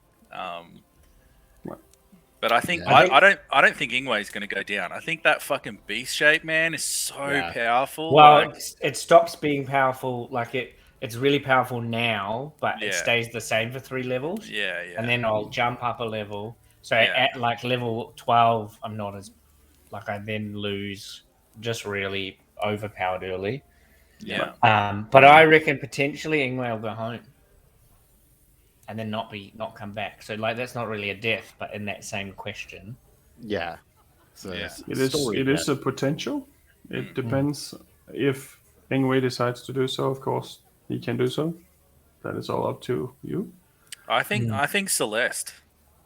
I think because she's so weak. I think that like, well, you went down in one shot. One shot. Look, 20 Boom, HP dead. in one, that's a lot. Yeah, but that's what I mean. Like we're facing now creatures that are capable of taking you down in one go, and all it's got to take is an asshole DM to hit you while you're down. You know, or while you're running away. Or a super intelligent monster that would do it. You know, that you're going to do something that's dangerous. You're going to do something that's really powerful because you can, and someone's going to hit you while you're down. She's definitely on the level of like a wizard who can deal a lot of damage but can't take. Yeah, that's what I'm Any. thinking. You also have to remember that you actually have a few magical items in your possession that you haven't done anything with. Yeah. I'm wearing the Ring of Protection. But you have 3 items to my knowledge so far. So we have the ring that we got from the Triton. Yep, there's 2 rings and a sword. Rapier. Yeah. The rapier. Which does poison damage, I think.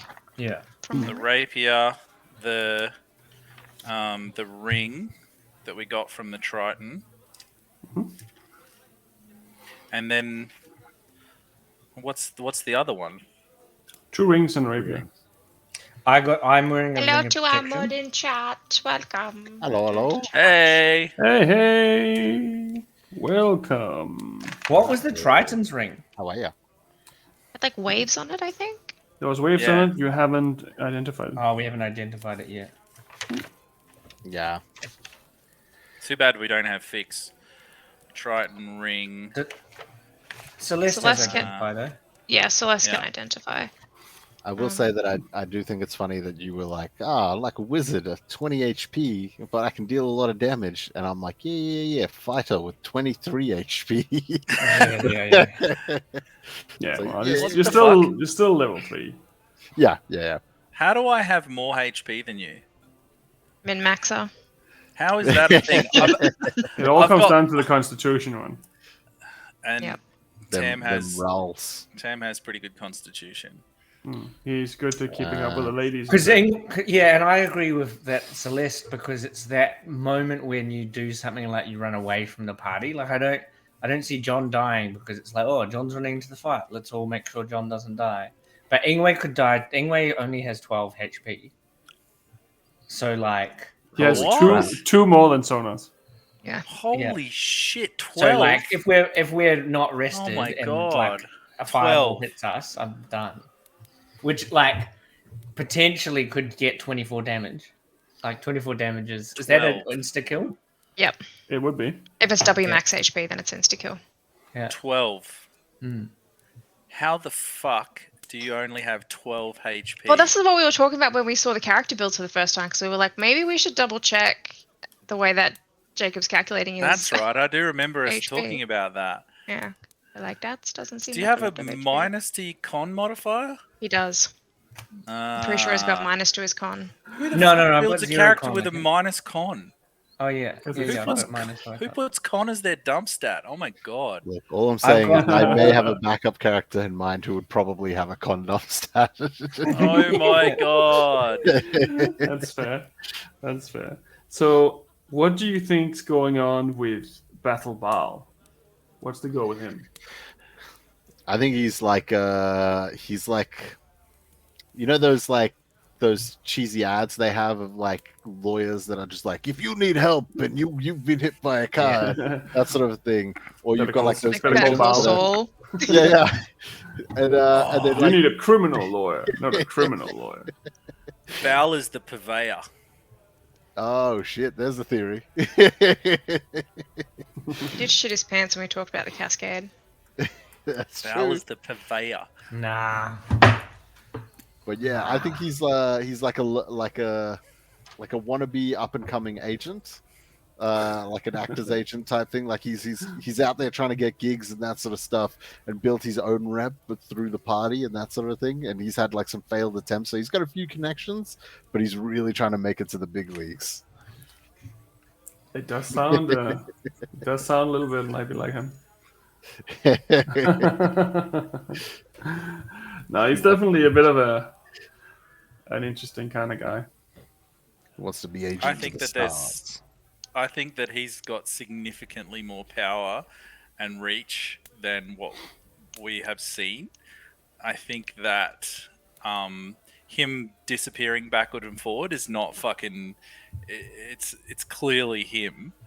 Like I can't see it like him catching a ride off somebody else. Like I don't see that at all. My Uber's here. I think that he is actually, he knows who we are and what we're doing, and I think that he is using us, and putting us into particular spots, knowing full well what we're capable of and what we do, and not what we've done. Like I'd be very surprised if he doesn't know about the orb, the keystone. Yeah. I'd be very surprised if he doesn't know about that already. That's another Tom self-insert. Yeah. The orb. Rick and we were set up. Yep. Yeah. And I don't think he expected us to set off the keystone. But now that we have, I think he's going to keep a very close eye on us because he has more knowledge and awareness, and I think potentially significantly more power. I would be very surprised if he's not some sort of arcane in some way. I think we're going to be very surprised when we figure out who and what he's capable of. Yeah. Yeah. So do you think this party's the setup? I don't know that it's a setup. But if the last one was a setup, then why would this one not be a setup? What do you mean? Well, like not our party, but the actual thing that we're going to. Yeah, yes. yeah, the job. I do. Yep. I think that it's ridiculous to send us in for a bodyguard mission. I think that I think particularly given given how incongruous it is, like us doing this, it's a weird kind of thing for us to be sent into. And the fact that he had to fuck around for a while and figure out some stuff and couldn't get back to us until later and all this sort of weird stuff, I think that he's setting something up. Your job was not a bodyguard job, though. Your job was an escort job. Because they would get into trouble, not because... But he wants us to be there. He wants us to be there. Yeah. Like he's getting us there. Like we would have no other reason to go to this place unless it was Val saying, "Hey, you need to go to this place and take these people." But your job wasn't to protect them in case they get mugged. Your job was to protect them from fucking other people up. Technically. Yeah. So, yeah, maybe. We'll see. Distraction. We'll see probably next time. Let's see how it goes. Depends on how fast we're going to go. Unless we have a very long conversation. That is also a possibility. Or you want to... I think you still have one more day left in the city before it is the day. I definitely want to go see Jean's mama. Isn't it? It's the day. I want to go see Mama Jean. Because you had a nap when you arrived, so technically, Yeah, Tam had a big nap. Yeah. Tam's still napping. He's upstairs. He's exhausted. Well, all right, better go catch some Z's, rest up, and as we're walking up to the room, Tam's walking down, just like, "Whoa, what I miss?" I'm hungry. Is there any dinner? So I think I have one last question on my list here. It doesn't have to be the last one if you want to keep jogging. But my last question is just, who is your favorite NPC so far? Because I'm curious. Ooh. Of all the people that you have met, it doesn't have to be anything big.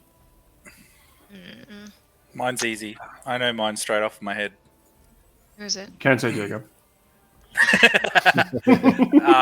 No, definitely Anya. definitely, and not because we had sexy times and she bit me, but just because of how powerful and how independent and how like chick's a fucking vampire, man. How sick is that? And like we don't know anything about her aside from the brief chat that we had.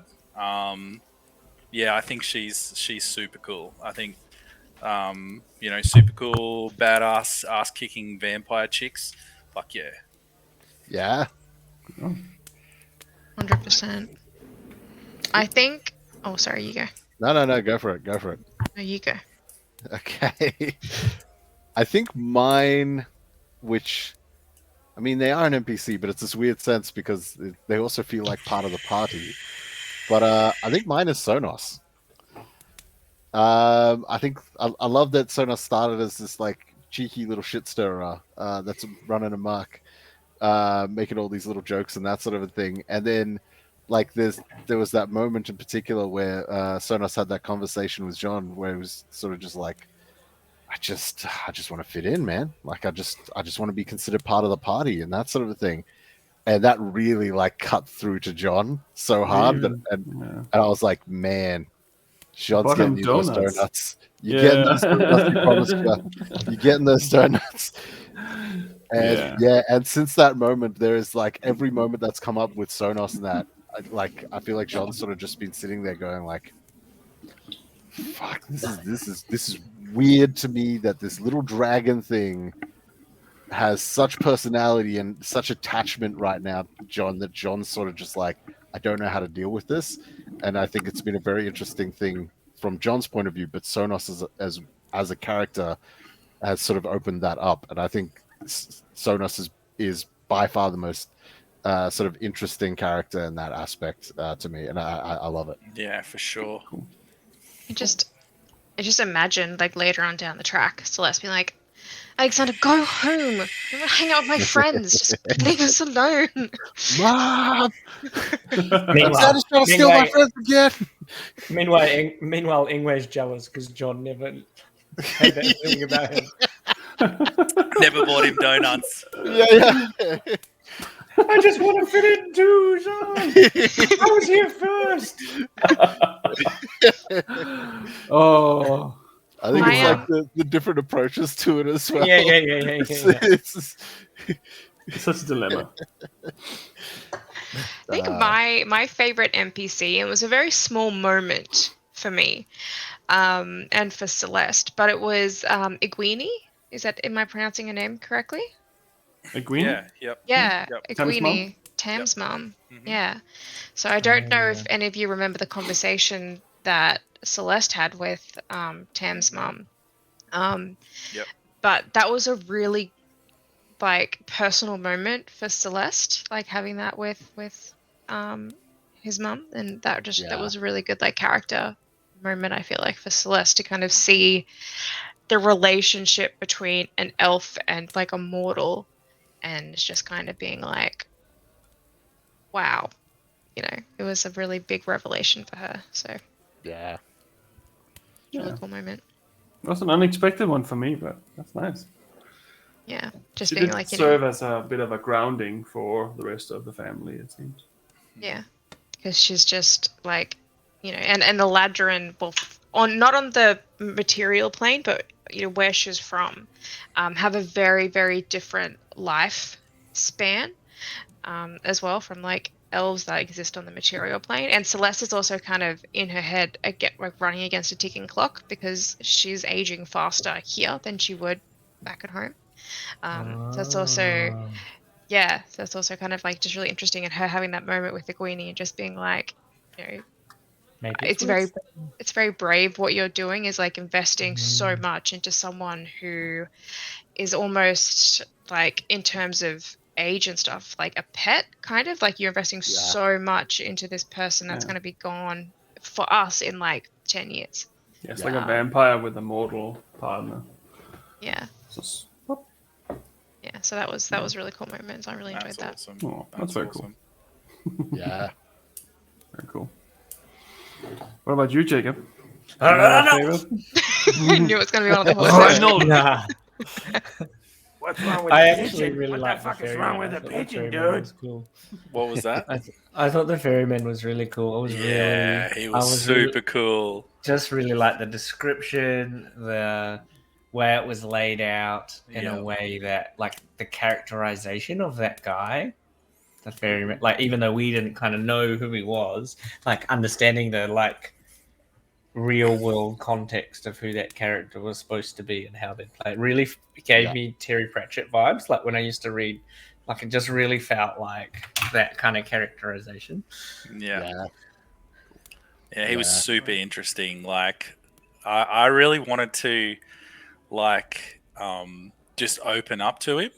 Like Adam wanted to open up and just tell him everything, because when he said he knew Tam, like, or who he was or whatever, Adam was like, okay, come on, let's go, fucking spill the beans, because Tam plays it so close to his chest, like doesn't tell people anything, and like I just wanted to open up and tell him everything and hear what he had to say and get some advice and all of this stuff. Yeah. And then I didn't. Maybe you'll meet him again. Maybe you won't. Inshallah. You never know. That's the last question I had. I'm not sure if there's anything that you want to talk about. Now I've been directing questions at you. So what's endgame? What do you think? End of the world. That's what I'm thinking. End of the world, like Adamageddon. It's all. I think it all comes down to like the final fight to save the world. Like, I think the purveyor and to destroy it. I think maybe like Tom's gonna put us in a position where, because it's how fucking Tom does it, where it's actually going to be like us that makes it happen. You know, it's kind of going to be like we're going to run in trying to fix it, and it's actually we're just going to fuck it up. Like, we're going to be the reason that it goes to shit.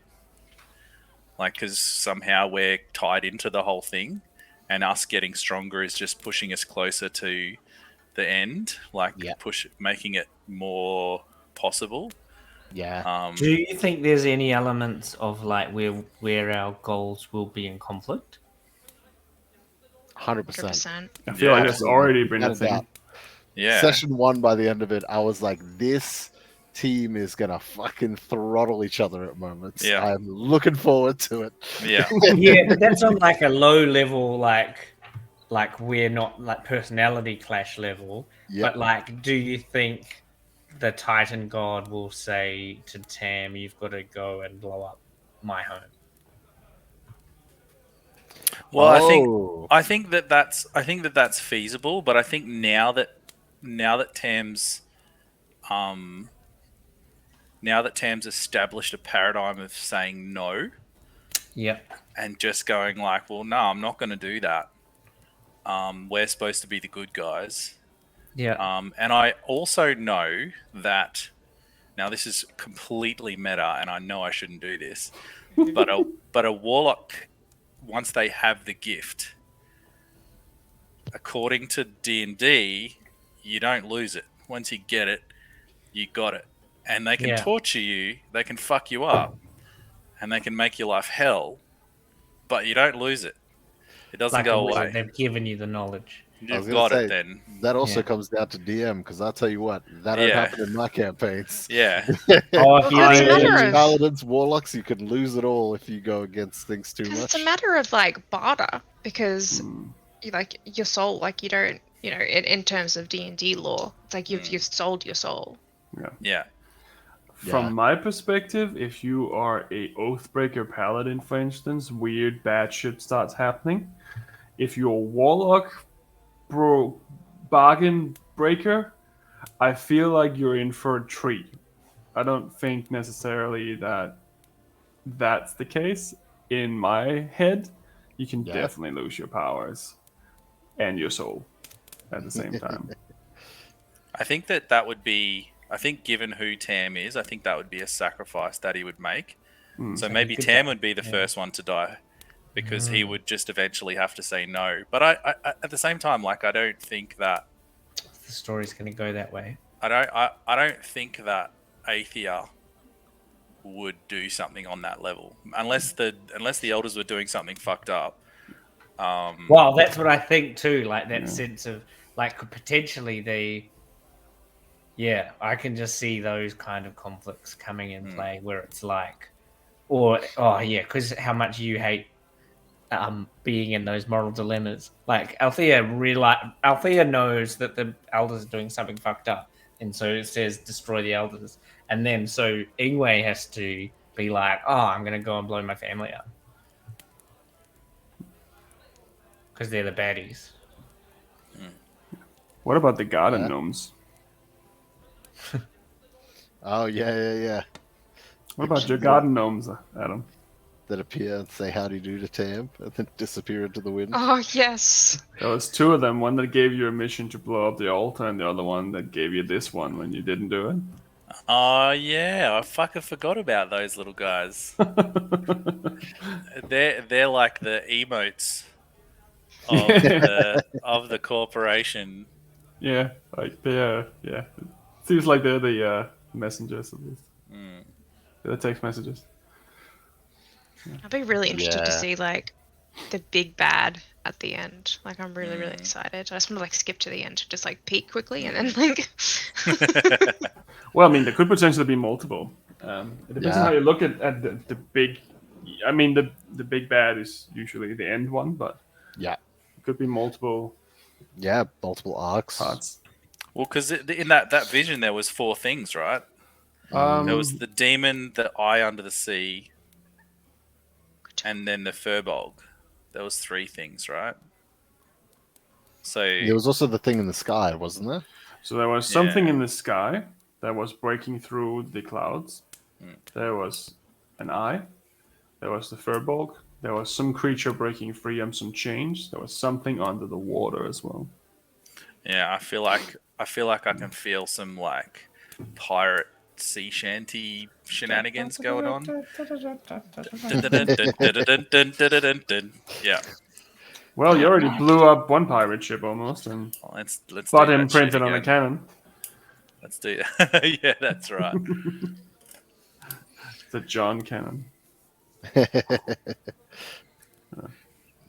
All cannons now come with an imprint of Jean's ass. Limited edition. Tell me right. The crack in cannon. Hey. Yeah. I have some thoughts about potential endgame. I'm very curious to see where it goes. I think a possibility for endgame, although not a certainty because I think it's too early on, but I think a possibility for endgame is that this all leads to us potentially taking down Athia. Ooh. That'd be interesting. And then we have to like sacrifice Tam. That's going to be like a possibility or an option or something, yeah. Or maybe... I just imagine Celeste like, oh no, we have to sacrifice like towards a cliff, just like, oh no, bye Tam. Yeah. Bless you. Whoops. Yeah, but it not being clear cut. That's what I'm thinking. Like, yeah, the Titan. Do we side with the Titans or the gods or or the elders? Yep. Yeah, because it'd have to be the gods wanting us, because the Titans are outside of all of this. You know, they're kind of above. They're above the gods. But so is Celeste. Yeah. So Celeste could be like Celeste's family, like all of our, or no, actually, except for John's. All of our living that simple life. Well, you can't say that anymore. Yeah, that's true.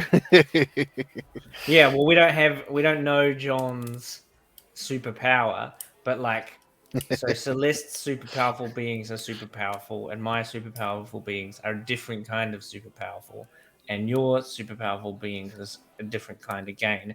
And then so the eye in the sky, we're saying, is a different. They're all differently super powerful beings, not necessarily good or evil. Naracto's guessed it spot on. Exactly what my superpower is. John's superpower, just some beer and he'll be happy. He'll just sit on his porch and watch the world burn. Like, all right, well, we did what we could. This is fine. My back blew out 6 sessions ago, and I'm happy with this.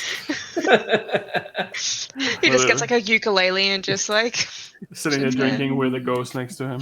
Yeah. I have an end game plan for Celeste that has Ooh. nothing to do with anything. Okay. She's gonna dye her hair. Yes. That's dye her hair at the end. End game plan complete. Rightio. Yeah. What is your plan? Do you want me to say it? Like what Well, my If you want to. Give us a you hint. don't have to. Give us a hint. Depends on what type it is, of course. Well, I don't even know if it's possible. From like my perspective, it wouldn't be possible. But from Celeste's perspective, it is what she wants at the end of the day, and that is to become Archfey. That's like what like her end shit. game in terms of like that's why she wants to get home. She Okay. wants to like get home, and I've had this discussion with Tom, and I don't know how much I'm allowed to tell you about her home. That's up to you. I don't think that's I don't wanna hear any necessarily of a it. spoiler for that part. Because also things may have changed, so Yeah. Well, I guess like it's kind of like where she's from is like the universe in the terms of it's never ending and it's always expanding. And so she wants to go home and like go to like the very edge and just like stake her claim on like the outer ring, I guess, is like what her like plan is. And so staying here and like getting as much knowledge as she can and whatever, and then finding a way to get back home and like doing that. That's like her end game. That's awesome. Yeah. well, it's D&D. A lot of things are possible.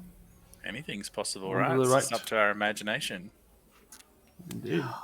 Yeah. I am just a what do you call it? A messenger of the story. I don't decide anything really.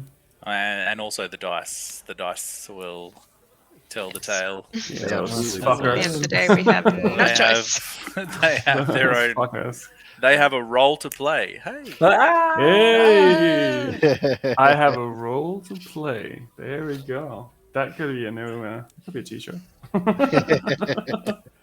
I still feel we need a T-shirt that says "All I know is blood and barley." Yeah, that's yep. a really cool one. That's what it Oh, Yep. yeah. Oh, I forgot. I There's a said that. question. There's a question.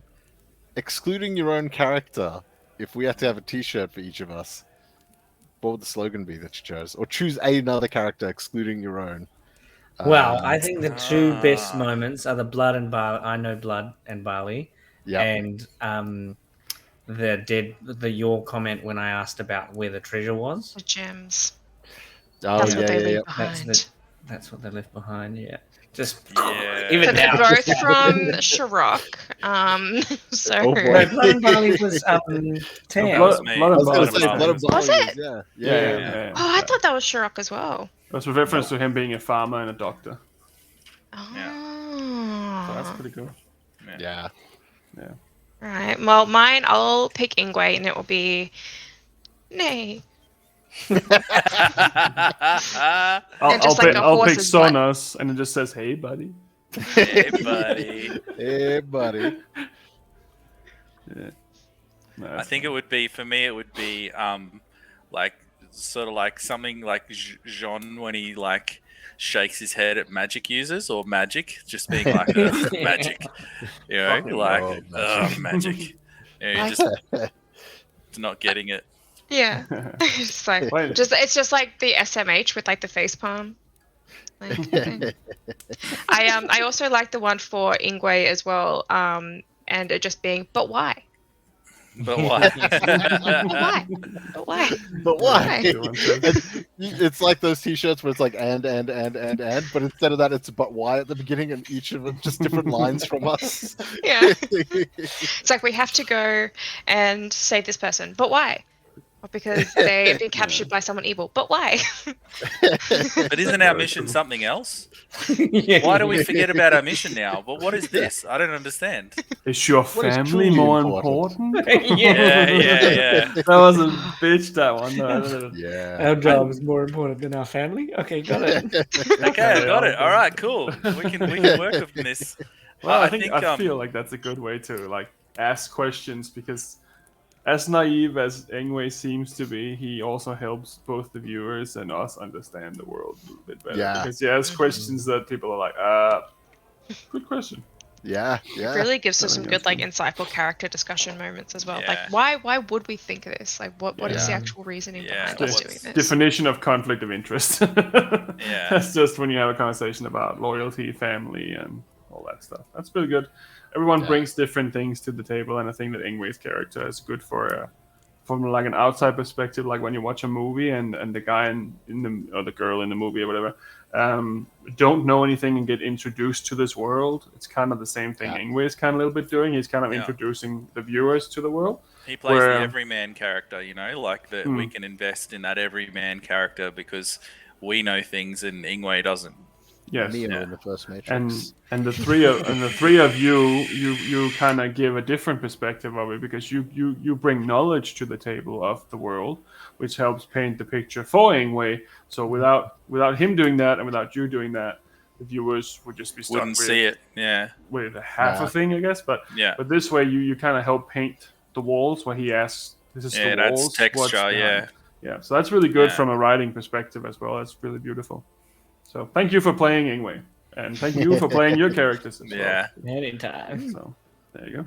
I think we should get an Agents of Action t-shirt. Yeah. I think that'd be sick, Okay. you know, having a you know, like a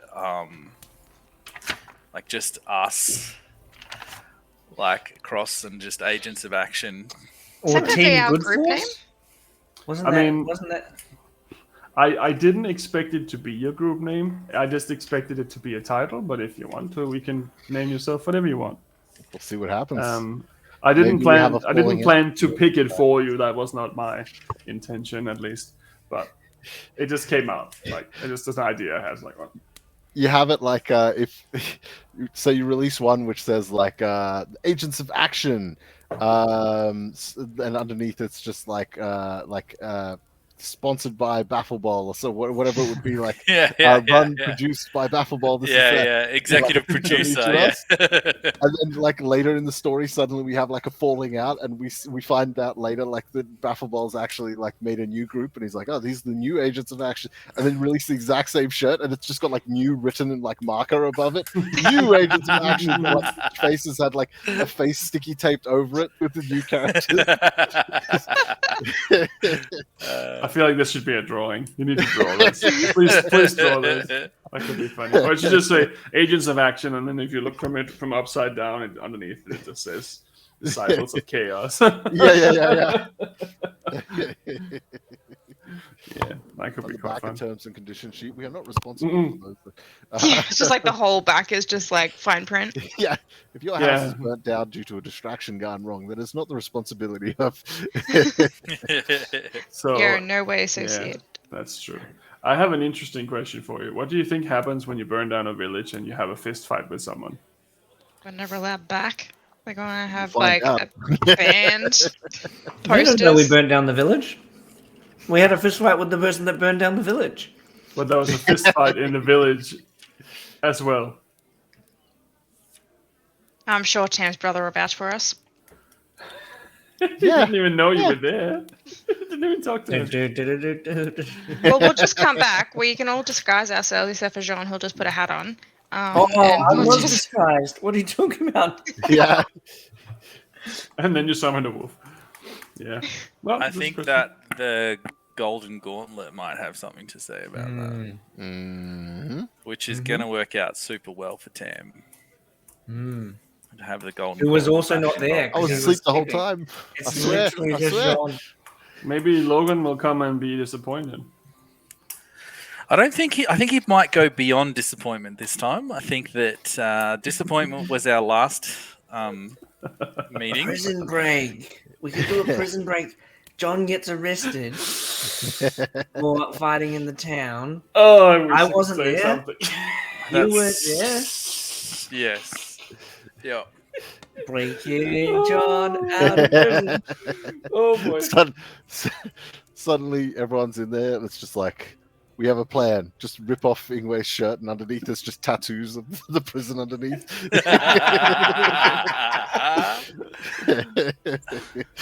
Oh, I'm just waiting for that scene of Jean being in prison and then like random animals coming past and him being like, Ingrid? Yeah, Yeah.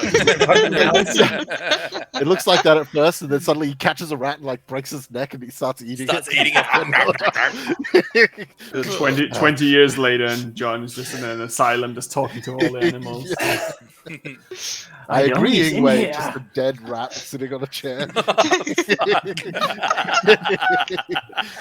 Ingwe, yes. A rat comes along, and you break its neck, and it turns into Ingwe. And he only has 12 hit points. So now he's unconscious. Just halfway through the bars, too. Just stuck. I feel like a good berry drops. I feel like I need to put you in that jail cell for one of my one shots. We'll see what happens. Break out of that one. All right, Tom, question for you. Yes. What has been, from your perspective, the most frustrating moment as a DM? Like, when you've just wanted to, like, either, like, tell us what to do, or, like, tell us something, or, like, or have we gone, like, completely against the grain at some point without, like, spoiling anything? Just, like, do you have any moments where you've just been, like, for me, for example, when I did the Halloween one-shot with the room, and watching you guys being like, oh, this interesting pile of junk over here in the corner. I'm going to look over here. And I'm just like... Yeah. Good question. I don't really think there had been a really moment like that as of yet. I was worried that you were not going to accept going into the first house to talk to them, and they were just going to leave because you found it weird. But I hope that wasn't going to be a thing, and you're just going to go along with it. And then obviously it played out like it did. I don't have a moment where I was like, I'm trying to do this and you're kind of doing something else, because I feel like I just try to sit back a little bit. I obviously have plans for what you could do in different places, but I just kind of sit back a little bit and let you guys take the wheel. I'm sure that sometimes you might feel like I'm pushing you in a certain direction, but if you don't want to go in that direction, you can always go in whatever direction you want. I'll just take it from there. Yeah, I think so. I know as a player, like, as you know, outside of TAM or whatever, I always try to work with the DM to try to like, I try not to work against them in terms of like diverting the narrative, or, you know, this is what my character would do or something like that. Like, it's for me, because like, for me, Tom, you're not just one of us, although you are one of us, you know, telling the story. I think because you have this beautiful narrative vision in your head that allows us to have all this fun. I feel like it's part of my job to work with what you give me. Like, I feel like you're giving me all of these threads to pull on, and I feel like it's my job to at least pull on one of them, you know? Like, I feel like it's clear to me when we get into situations that there's these opportunities for us that you've presented, and I feel like as a player, it's my job to do my best to work with that. And I think that's all of us. I think we're all really attuned to that. I think that's what makes this group quite strong, is that we're all wanting the greater good. You know, we're all at the table for each other and trying to get this story to move in a direction. Yes. Yeah. I worry about that a little bit. I worry about that a little bit playing a character like Ingwe, because it's like, guys, we shouldn't be doing this thing that obviously we should be doing. Yeah. And wanting to, like, yeah. Almost accidentally, through character, driving away from the story. Yeah. I don't feel like I have any moments where it seems like, oh, this was really fucking weird. It shouldn't have happened. Like, even you burning down half a village and beating up some farmer wasn't something that I had specifically planned for, but there's nothing wrong with it. Now, it might have consequences. It might not have consequences. It will. That's Tom's way of saying it's going to have fucking dire consequences for us at some point. You went to Tam's brother's city, like the whole village is this cult or whatever it is, and you burn down some houses accidentally. Even if it isn't provable it's your fault, you visited, it burned down, you beat someone up, and then you left. It does seem a little odd. It might fall back on them. It might also not. It depends on what's going on. But that's a moment where you just kind of went with it to change the situation, and it had consequences that was from there. And that's a lot of what D&D is really like. Of course, the players, if you don't want to do any of the plots that I throw in front of you, you're more than welcome to do so. But I think that you will have more fun if you go into a situation that has been planned a little bit more than just winging it every time. Because a lot of game masters that I know have a tendency to use improvisation as the planning. Yeah. Where in reality it should be a tool alongside the planning. Yeah. I can't guarantee what any of you do. Even me mentally preparing you to grab that ball falling off the table, it could have not happened. Yeah. That's just me having to adapt to situations. But I'm glad that you say that you want to go with the plots, all of you. And I never felt that you were going against the plots. Some things would make logical sense to your character and some would not. I will put things in front of you that you're not supposed to say yes to as well. And you already have. You didn't burn down Athea's mission. And it just felt like it was part of the plot, even if you had or hadn't. It's just a choice, and it has consequences either way. So, yeah. I've also played under DMs who like punish you as well for like not sticking to like their plan. So it's really good to have that freedom to be able to like work with you to build a story rather than just like telling a predefined story or dying. Essentially, like, you know, it's good to play in a world that does feel really uniquely like buildable, like for all of us, which is really good. Yeah, each of your characters definitely, by you making your characters, you have also helped me create the world, if that makes sense. You have added another level of depth to each of the areas that you're from, like Feywild, whatever, where even Adam's little small town village, Dino's sister's insane estate, or Ingway's wherever he's from. All that kind of stuff is just added to the world itself as well. By building your characters, the world grows. Yeah. So that's a really interesting point. So again, who am I to push you in a certain direction? And also on a super frivolous level, like I feel like I need to work with you so I can get to see your ridiculous battle maps. Yeah. Like I feel like if I don't follow the right cue, I'm not going to get to see the next fucking masterpiece that you've created.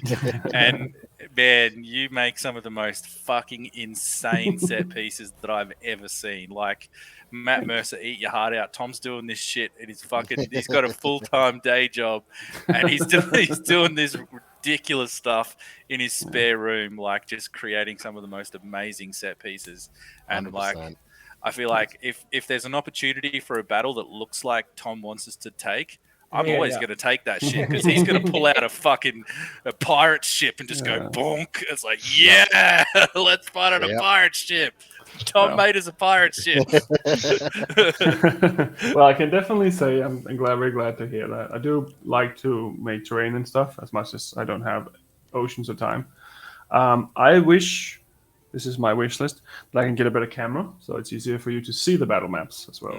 And I can make bigger. Because this camera I'm using right here has I think it's a 95 degree. No, not a 95. It must be 75 degree angle, where my phone doesn't really have that.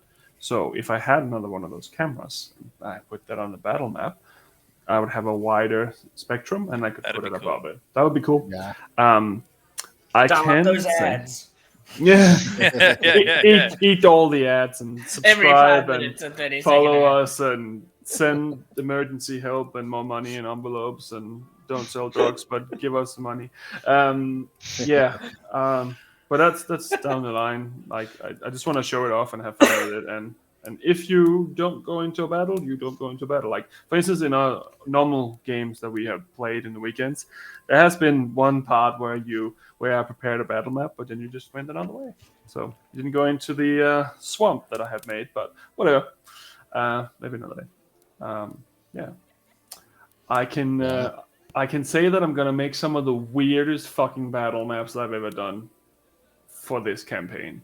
Hell yeah. Yeah, boy. I'm good for that. Because I'm good you for may that. or may not go places that no one has gone before. Let's just say it that way. And then we Hell get to yeah. fucking fight something. Yeah. Indeed. Yeah. Indeed. But it's definitely been fun game mastering you guys. Also, because Chirac, we didn't know each other before we started this, and you never know with a group of people if you end up vibing, and I feel like we just instantly all of us vibed together, and that was amazing. Yeah, I remember just seeing the instance where it's just like, looking for a game type thing, or looking for player type thing, and I'm like, yeah, I'm always DMing. I want to play. Good And then choice. jumping in, it's like, yeah, this is like for something which is like going to be streamed and that sort of thing, and I'm just like, oh, okay.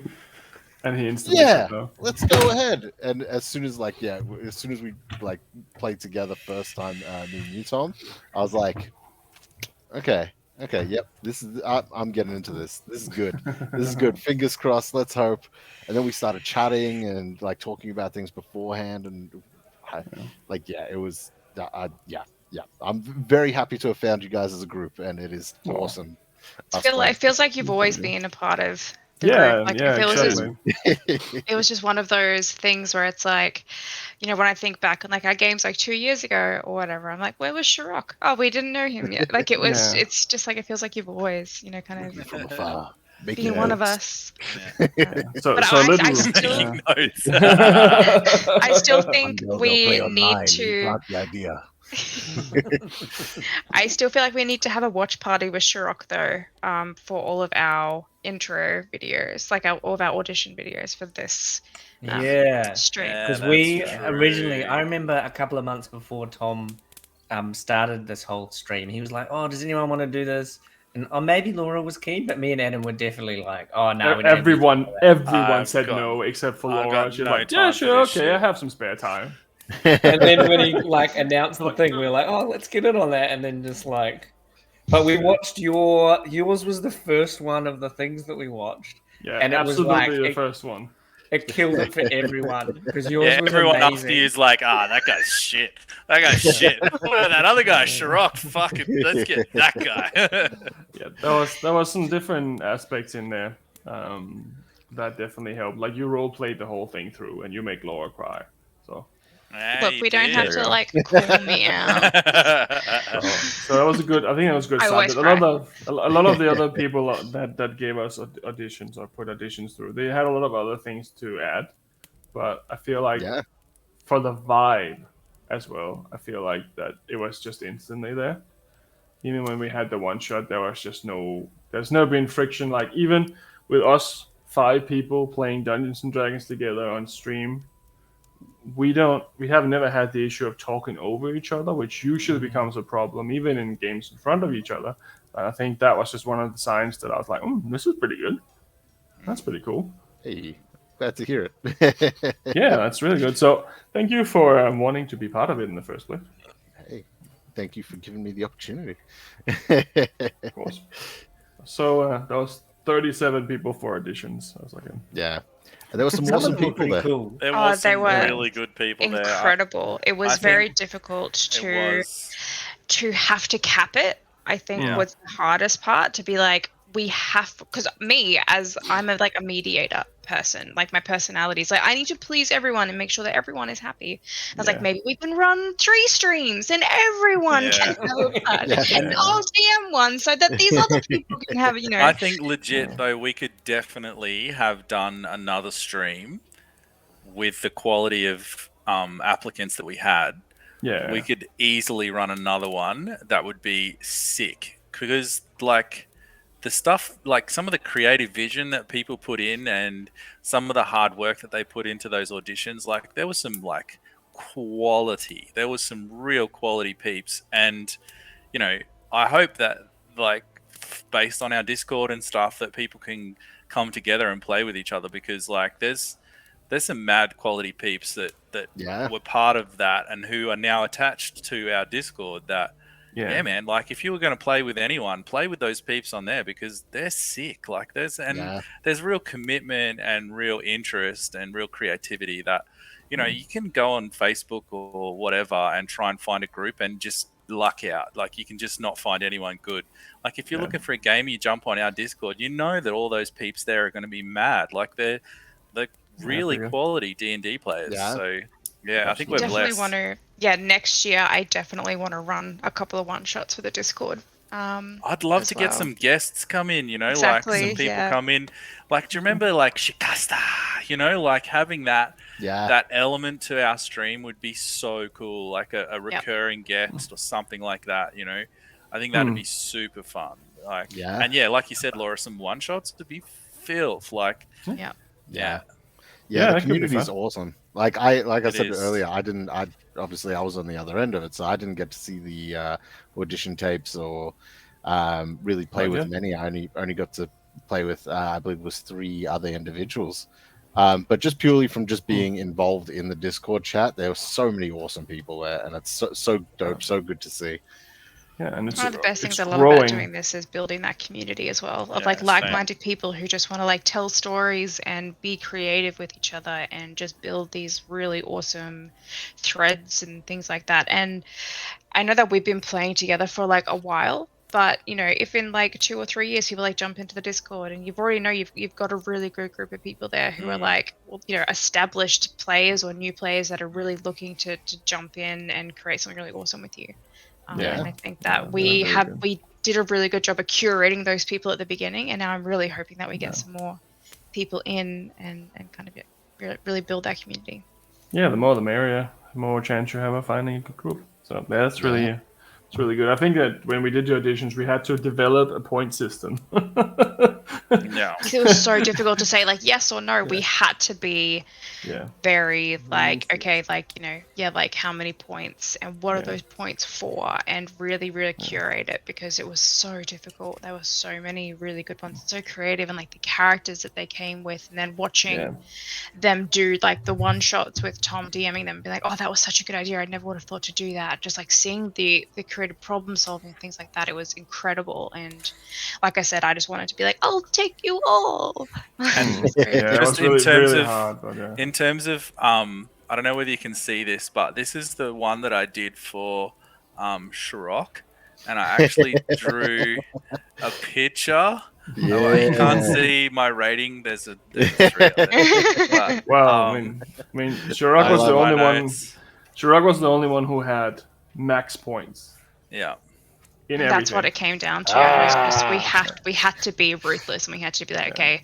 And like at the end, it was really difficult as well because we got down to like, I think it was like the final 5, and there were only like a couple points difference between them. Like, okay, well, what about this? Like, no, we said we're gonna do it on points, and Shirok has the most points. We're like, yeah, but what about these? It's like, no, we have to be ruthless here. We said we're gonna do it on a point system. We can't turn it around now. It's like the final bit. And ideally I wanted to have 4 players, but then things happened, and then it turned out that maybe 5 was good, and then we had a 5th player, but then she had to do something else, and we ended up with 4 anyway. So in a way, it all worked out the way that it worked out, and I feel like maybe having 5 players doing this may be tricky. I have no fucking idea how Matthew Mercer does it with 8.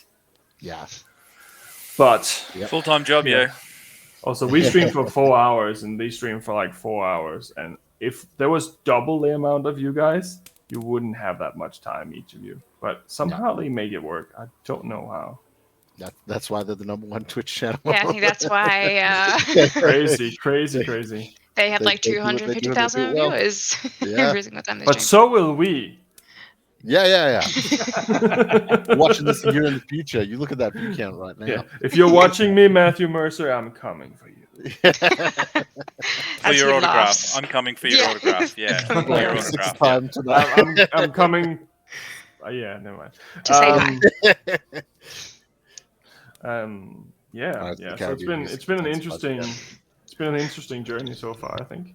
And we only played 10 episodes, so we're literally nowhere in the campaign. But and one more thing, if I may, we're talking all this lovely stuff about the Discord and whatnot, but we also got so many lovely viewers who haven't jumped into Discord as well, who've That's been true. chatting away through the games and that, and rewatching Yeah. the things of them jumping in conversation and that, and yeah, Yeah. for a Yeah, fucking it's awesome amazing. lot. Yeah, we're very Yeah, really. blessed. We It honestly we helps. couldn't do it, without people supporting us as well. It's, as much as we just love playing and, we would be doing it regardless, it's really good to just have the people there and know that you're in a community that, appreciates what you're doing and you appreciate them right back. And if you do ever want to jump in, say hi, if you want to, guest or whatever, just drop in to say, hey, I'd really love to, Yeah. be a part of what you're doing, and we will 100% try to work something out because we want to build that. So. We love D&D you nerds are the best people, man. so much. Yeah. Definitely. Yeah. Right. Is there anything that anyone else wants to say before we I'm end done. tonight's episode? Been talking for 4 hours. I like how I- we're like, wait, so this won't go for 4 hours. This will be like I an thought it was going hour. to be 2 Hour. hours or something. I still have more questions on my list here, but I think mostly you asked them. Right. Yeah, I guess maybe we should rate someone. I guess. Right, that thing. Yeah. Right. Let's do the thing. Everyone roll the d20. Thanks for hanging out with us, mostly Wolf. Yeah. Yeah. Thank you for dropping in. I can't even spell it from here because I can't see. Noracto. Noracto, I want the Volmod. Yes, our inaugural mod. Evil Corp Mall? Or do you get a natural 20, Adam? Is that your natural 20 things? Nah, I got a 19. It's pretty fucking pretty close. Oh, I got a natural 20. Oh! Oh, double fuck. Double fuck. There you go. The Well, first time I ever rolled this dice and I got a natural 20. Well, I had 2 natural Good sign. 20s in a game which happens in the future. I legit in a game like 2 weeks ago got 3 natural 20s in a row, and it was fun. Oh. I played one game where this one guy played a warlock and he had 5 natural 20s in a row with the same die. Player-azure. Yeah, And at this point, I was like, "Do you mind just throwing that out?" yeah. That's really cool and all, but also, can you get fucked and get rid of that dice? Get rid of that dice. Chuck it in the bin. Oh, sorry, I didn't see you there. My hammer broke your dice. Oh, sorry, I Even though didn't it's see metal. your dice there on the floor. I'll just crush it for you. Yeah, I didn't see your I'm dice stuck in sorry. the rail of the sliding door and just. It was a D4. Everything happens. Like things happen. Like I just closed my door 6 times without seeing it. So there's not a lot of dice left. But, yeah. Right. So what are our options today, Mr. Sherlock? Okay, so funnily enough, I noticed as well only afterwards because somehow completely missed it because apparently it's the way that they're run. But our friends from last time were actually apparently doing a rerun. Oh, Yep. Oh. Which would explain sort of like no response whatsoever. I guess we don't really look at chat while Were you Yeah. speaking gone Spanish? through, but yeah. Or was that another one? No, they I'm pretty sure they were Italian. Oh, okay. Yeah. Oh, But we have Einstein Barber is at it again. awesome. They're giving it a run. Eldritch Scribe is going strong. Eldritch Scribe. And we've got Roll for Damage or Roll for Damage, playing their Humblewood game. Yeah, I did it's really enjoy those guys last time. all 3 we have seen before, but besides, yeah, a lot of other people are just doing other Dungeons and Dragons content from what I can see, or they are reruns. So What? yeah, I just noticed that I want to have an emote that just says, "Hey, buddy." Hey, buddy. Anyway, Cool. Do we want to drop into Einstein's? yeah, Drop Sounds in, good. and I think that we came up with our raid chant, which is monsters and raid him. I think that's what Monsters and Rayham. we've stuck with. So Monsters and Raid Ham. yes. We're gonna raid the ham. I still need to get our the custom emotes up, so all subs can just spam our emotes. Bamini bamini. But I still need to put those in. So at the moment, just monsters and Mayhem. Right. Just Well- double check the spelling. And we're good to go. Let's do that outro, and then I'll hit that button. We're good. Rightio. Yeah. Good to go. Thank Thank you very everyone for much, tuning on in. Yeah. Thanks, Catch you everyone. next week. Thank you, everyone. Yeah, well, we'll be Road to Radio continuing just on. finished. Get back into the chaos and see what the fuck happens. Yeah. I For can't the, ball. wait. for the last half Yeah. of dinner conversation. yeah. I'm sure that's all that will happen. Anyway, all the best. See you Lady Meow. guys. We Thanks love for you. watching. Thank you. Bye. One. We're not going to Einstein's barber, are we? As the last thing heard as we went to Einstein Pub. He's just posted on the Discord that he's gone. He's finished. Oh. Oh, really? Yeah. Really? Oh, no. They were probably wrapping up as we went across then. Yep, they just finished. What is that time? Awesome. Love that